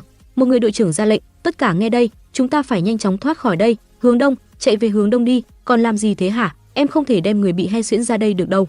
Jiho cương quyết nhìn đội trưởng, không thể để Hui Măng lại được. Đội trưởng tức giận quát tháo cô bé, chúng ta không thể giúp em ấy nếu bị bọn quái vật bắt trên đường đâu. Quái vật phá vỡ kính chui đầu vào, Jiho gấp rút nắm tay cô nhóc, cậu ổn chứ, phải chạy thôi, một chút nữa thôi, cậu làm được mà. Chạy ra phía ngoài nhìn lại đám quái vật ở hướng trường học, cả hai cô bé nắm tay nhau chạy, thêm chút nữa, đừng bỏ cuộc. Jiho nhìn cô nhóc cười tươi động viên, thấy chưa, biết ngay là cậu có thể làm được mà, chúng ta làm được rồi. Cô bé lo lắng căn dặn, Hui Măng, nghe đây, bất kể chuyện gì xảy ra, cậu vẫn phải ở yên đây, cậu phải sống sót và đi gọi đội cứu trợ đến đây nhé. Hui Măng đưa tay muốn níu lại cô bé thì Jiho đã chạy ra phía ngoài dẫn dụ quái vật, đừng đi, đừng hy sinh vì tớ mà, để tớ chết thay cho, làm ơn dừng lại đi mà. Hui Măng bật người choàng tỉnh, tay cua trong không trung hét gọi, xin Jiho. Bỗng nhiên có giọng nói truyền qua bên tường làm cô chú ý, chúng tôi làm thế để cứu học sinh đấy. Cậu chán ghét chất vấn, vậy ra anh đã lựa chọn cứu nữ sinh đó và để chúng trốn thoát sao? Thì cậu được đối phương đáp lạnh nhạt. Bọn quái vật cứ luôn quanh quẩn xung quanh và việc bảo vệ cho nơi trú ẩn quả thực rất khó khăn nên chúng tôi mới không còn lựa chọn nào khác nữa. Khung cảnh đổ nát u ám, ngôi trường này trở thành nơi hoang tàn, trường trung học nữ sinh ồ, nơi trú ẩn tạm thời. Dung Hô ngang tàng trừng mắt, tôi đã quyết định rằng nếu muốn cứu những đứa trẻ này thì việc gửi chúng đến nơi trú ẩn khác chính là lựa chọn tốt nhất. Đại Sơn bang hội, đội tấn công tập trung, cấp dưới Chu Kyo Yeong đội trưởng đội B. Huynh Gúc đanh mặt lại, sắc sảo xoáy sâu, dù anh có đang trong tình thế mà bọn quái vật liên tục tấn công anh vô cớ như thế thì việc anh gửi một nhóm nữ sinh đi mà không có người chơi nào trong số họ đi kèm rồi coi đó là lời biện hộ cho mình đúng thật là một hành động bất thường đấy. Mày anh nhíu chặt tức tối, nhìn xem, cậu đang thẩm vấn chúng tôi đấy à? Phía sau anh là mấy chục người tỏ vẻ không vui nhìn cậu. Dung Hô lạnh lùng nói rõ, chúng tôi không phải đội cứu trợ, chúng tôi là Đại Sơn bang hội, đội tấn công tập trung đấy, có biết chúng tôi giá trị đến mức nào không hả? Huynh Gúc bĩu môi tránh ánh mắt của anh, không vui vẻ nghe, chúng tôi không tham gia vào cuộc tấn công nhưng cũng đã tình nguyện làm một đội bảo vệ vì lý tưởng đạo đức rồi. Với tư cách là đội trưởng, tôi không thể để bang hội của mình bị tổn hại đến sức mạnh chiến đấu được. Càng nói càng đanh thép, anh không khách khí, tự nhiên cậu từ đâu xuất hiện rồi đột ngột phán xét quyết định của chúng tôi như vậy, liệu như vậy có đúng không? Cậu là thành viên của hội quản lý hay gì? Cậu bỗng cười nhếch mép suy tính, chắc chắn đám tay chân của hắn sẽ không hành động như một đội bảo vệ đâu. Nhưng mà điều đó không có nghĩa là mình có thể khống chế họ vô căn cứ được, vậy sao mình không thể thả mồi trước nhỉ? Bỗng nhiên Huynh Gúc cười rạng rỡ và nhẹ nhàng đáp lại, ra vậy, có vẻ chỉ là chút hiểu lầm thôi, anh có từng nghe qua hội ma thuật hắc ám chưa? Dung Hô nghe thấy vậy liền lo sợ nhìn cậu với vẻ ngạc nhiên, hội ma thuật hắc ám ư? Cậu kể ra vô cùng chi tiết với nét mặt nghiêm trọng. Đúng vậy, họ là một giáo phái cuồng tín cực kỳ rắc rối chuyện thờ phụng mana và thực hiện không ít các nghi lễ hiến tế con người đấy. Đám hội ma thuật hắc ám kinh tởm đó biến những cô gái trẻ thành vật hiến tế. Tuy nhiên, trước khi tôi đến, bọn quái vật mà tôi hạ gục đều mặc áo choàng cả. Đó chính là áo choàng của hội ma thuật hắc ám. Chúng bắt đi học sinh để dâng hiến họ như những lễ vật sống. Chúng tôi không muốn lãng phí lực lượng chỉ để bảo vệ nơi trú ẩn đâu. Dung Hô chỉ biết trố mắt lắng tai nghe cậu. Chúng tôi tin rằng việc tìm ra dấu vết và tiêu diệt hết bọn chúng mới chính là cách tốt nhất để bảo vệ nơi trú ẩn. Dung Hô thầm thắc mắc, sao cậu ta lại biết được? Huynh Gúc nóng nảy hét vào mặt anh, quan trọng hơn việc hiến tế người không phải việc có thể hoàn thành ngay lập tức được. Chúng ta vẫn còn có thể cứu những học sinh đó miễn là họ chưa khôi phục lại ý thức mà. Thình lình Huy Măng mở cửa chạy thẳng vào nhanh chóng hỏi, vậy họ vẫn còn sống sao ạ? Làm cho mọi người lặng yên hướng mắt về cô nhóc. Huy Măng như sắp khóc tha thiết cầu xin, nếu có thể cứu được bạn của mình thì em làm gì cũng được, nếu anh cần vật hiến tế, em sẽ thế chỗ cho họ. Cậu chăm chú nhìn cô nhóc đứng đó nói, nếu có thể cứu được bạn bè, vậy thì Huy Gúc bước lại gần Huy Măng nghiêm mặt, anh hiểu cảm giác của em, nhưng giờ không phải lúc để một học sinh như em lộ diện đâu, nhiệm vụ của những người lính bọn anh là canh gác và bảo vệ người dân mà. Nhớ lại hình ảnh cậu lúc cứu sống mình khi đó, cô nhóc càng thêm hạnh phúc nhìn cậu, là thiên thần đó sao? Cô nhóc hạnh phúc cười híp mắt khiến cho nước mắt còn đọng lại đều lăn xuống, thật may quá, thì ra đó không phải là mơ, anh ấy thực sự đã đến cứu chúng ta. Cậu hơi nhắm mắt lơ đãng, vậy nên cứ để chuyện này cho bọn anh và, thì chợt cô nhóc ngã ngay xuống đất. Bất ngờ như vậy cậu nghệt mặt ra nhìn, hả, cô bé? Sehi thấy vậy liền chạy tới đỡ Huy Măng, trung sĩ Ly Huynh Gúc, anh lại làm gì nữa vậy? Cậu vô tội giơ tay lên, không nha, tôi thực sự không hề làm gì hết. Lúc ấy, sau lưng cậu lại có giọng hối thúc, vậy cậu có kế hoạch gì? Dung Hô mất đi kiên nhẫn và thô lỗ tiến tới, cứ cho là hội ma thuật hắc ám đứng sau chuyện này đi, nhưng chúng ta không biết chúng đang ở đâu cả, vậy làm sao có thể cứu được những học sinh đó đây? Ánh mắt cậu điềm tĩnh lóe sáng lên liếc nhìn anh, đơn giản thôi. Huynh Gúc cười lên danh mãnh khó đoán, tôi sẽ để mình bị bắt cóc thay cho học sinh. Nghe xong anh chấn động kinh ngạc hỏi lại, cái gì cơ? Đôi mắt linh động mở to chớp chớp, cánh môi hồng nhuận chúm chím. Các chiến sĩ không nhịn được cười, cố gắng trấn tĩnh lại liên tục nhìn. Góc váy ngắn hơi bay nhẹ lên, theo từng chuyển động. Sehi không kìm chế được bất an đánh tiếng, bọn quái vật sẽ không thèm bắt anh đâu. Cậu không ngại cười rộ lên, ha ha ha, tôi không nghĩ nó lại trông tệ thế này đấy, nhưng mà thôi, dù sao bọn quái vật cũng đâu bắt cóc dựa vào vẻ ngoài đâu. Một cậu trong đội đột kích chạy lại, trung sĩ Ly Huynh Gúc, điều anh từng đề cập với tôi là thật sao? Chuyện anh nghĩ bọn họ có lẽ đang cung cấp nữ sinh cho hội ma thuật hắc ám ấy. Cậu liếc nhìn về phía khác thăm dò, đúng vậy, chắc chắn luôn. Đưa mắt nhìn về phía Dung Hô, đang lúc ấy Huynh Gu thấy anh đang bàn luận với người trong đội của mình. Cảm nhận được ai đó đang nhìn mình, anh liếc mắt nhìn ra sau thì sững sờ. Chiến sĩ đó lại hỏi, nhưng không phải chúng ta nên xử họ trước thay vì tạo cơ hội như vậy sao? Cậu có chút hà khắc nhìn cậu ta. Tôi nói rồi, không có chứng cứ rõ ràng hay lý do hợp lý thì việc động tay đến một bang hội lớn như vậy là rất nguy hiểm. Huynh Gúc lại nở một nụ cười tinh quái, nhưng tôi đã nghĩ ra một cách khác rồi. Hai hàng xe thẳng tắp nối đuôi nhau chạy băng băng trên đường tối. Cậu chiến sĩ kia ngạc nhiên hét lớn, cách khác sao? Huynh Gúc nhớ về đồng đội của mình đó là Unha và Jonjun. Một con át chủ bài trong tay chúng ta mà họ không bao giờ nghĩ đến. Cậu cau mày cẩn thận quan sát, mình đã làm những gì có thể rồi, tất cả những gì còn lại. Dõi mắt nhìn qua, ở một góc là Huy Măng đang lẳng lặng đứng một mình. Cô nhóc vô cùng thành kính chắp tay cầu nguyện khiến cho Huynh Gúc càng có thêm động lực thầm nghĩ là cứu những đứa trẻ kia và đám người này. Hai cô bé đang ngồi phía trong lòng sắc run sợ nhìn ra bên ngoài nhìn con quái vật to lớn đang giận dữ, cho đến khi tôi đến được đó. Tiếng gầm gừ của nó to lớn, làm Ji-ho hoảng hốt hoảng bịt tai lại, xin các em hãy cố gắng bảo vệ bản thân thật tốt. Bất chợt lúc sau cậu gấp gáp mạnh mẽ hét lên, được rồi, cùng bắt đầu với kế hoạch giải cứu người dân nào. Một cơn gió mạnh ập đến trước mặt Huynh Gúc, thổi tung mái tóc giả của cậu. Bụi bay mù mịt khiến cậu phải bụng miệng, híp mắt lại. Lúc này, có hai tên quái vật nhảy xuống từ trên không, Huynh Gúc thấy vậy liền giả vờ ngất xỉu. Dung Hô và cậu chiến sĩ đang nấp ở phía xa quan sát, cậu ấy cau mày lo lắng, đội trưởng, để bọn chúng rời đi như vậy, vẫn ổn chứ? Nếu để chúng đánh hơi ra chúng ta có liên quan đến ma thuật hắc ám thì, họ nói họ đã quét sạch nguồn gốc suy thoái đầu tiên rồi mà, vậy giờ chúng ta xử lý bọn chúng được không? Một bàn tay túm lấy vai Huynh Gúc đang ngất xỉu trên mặt đất. Hai tên quái vật cúi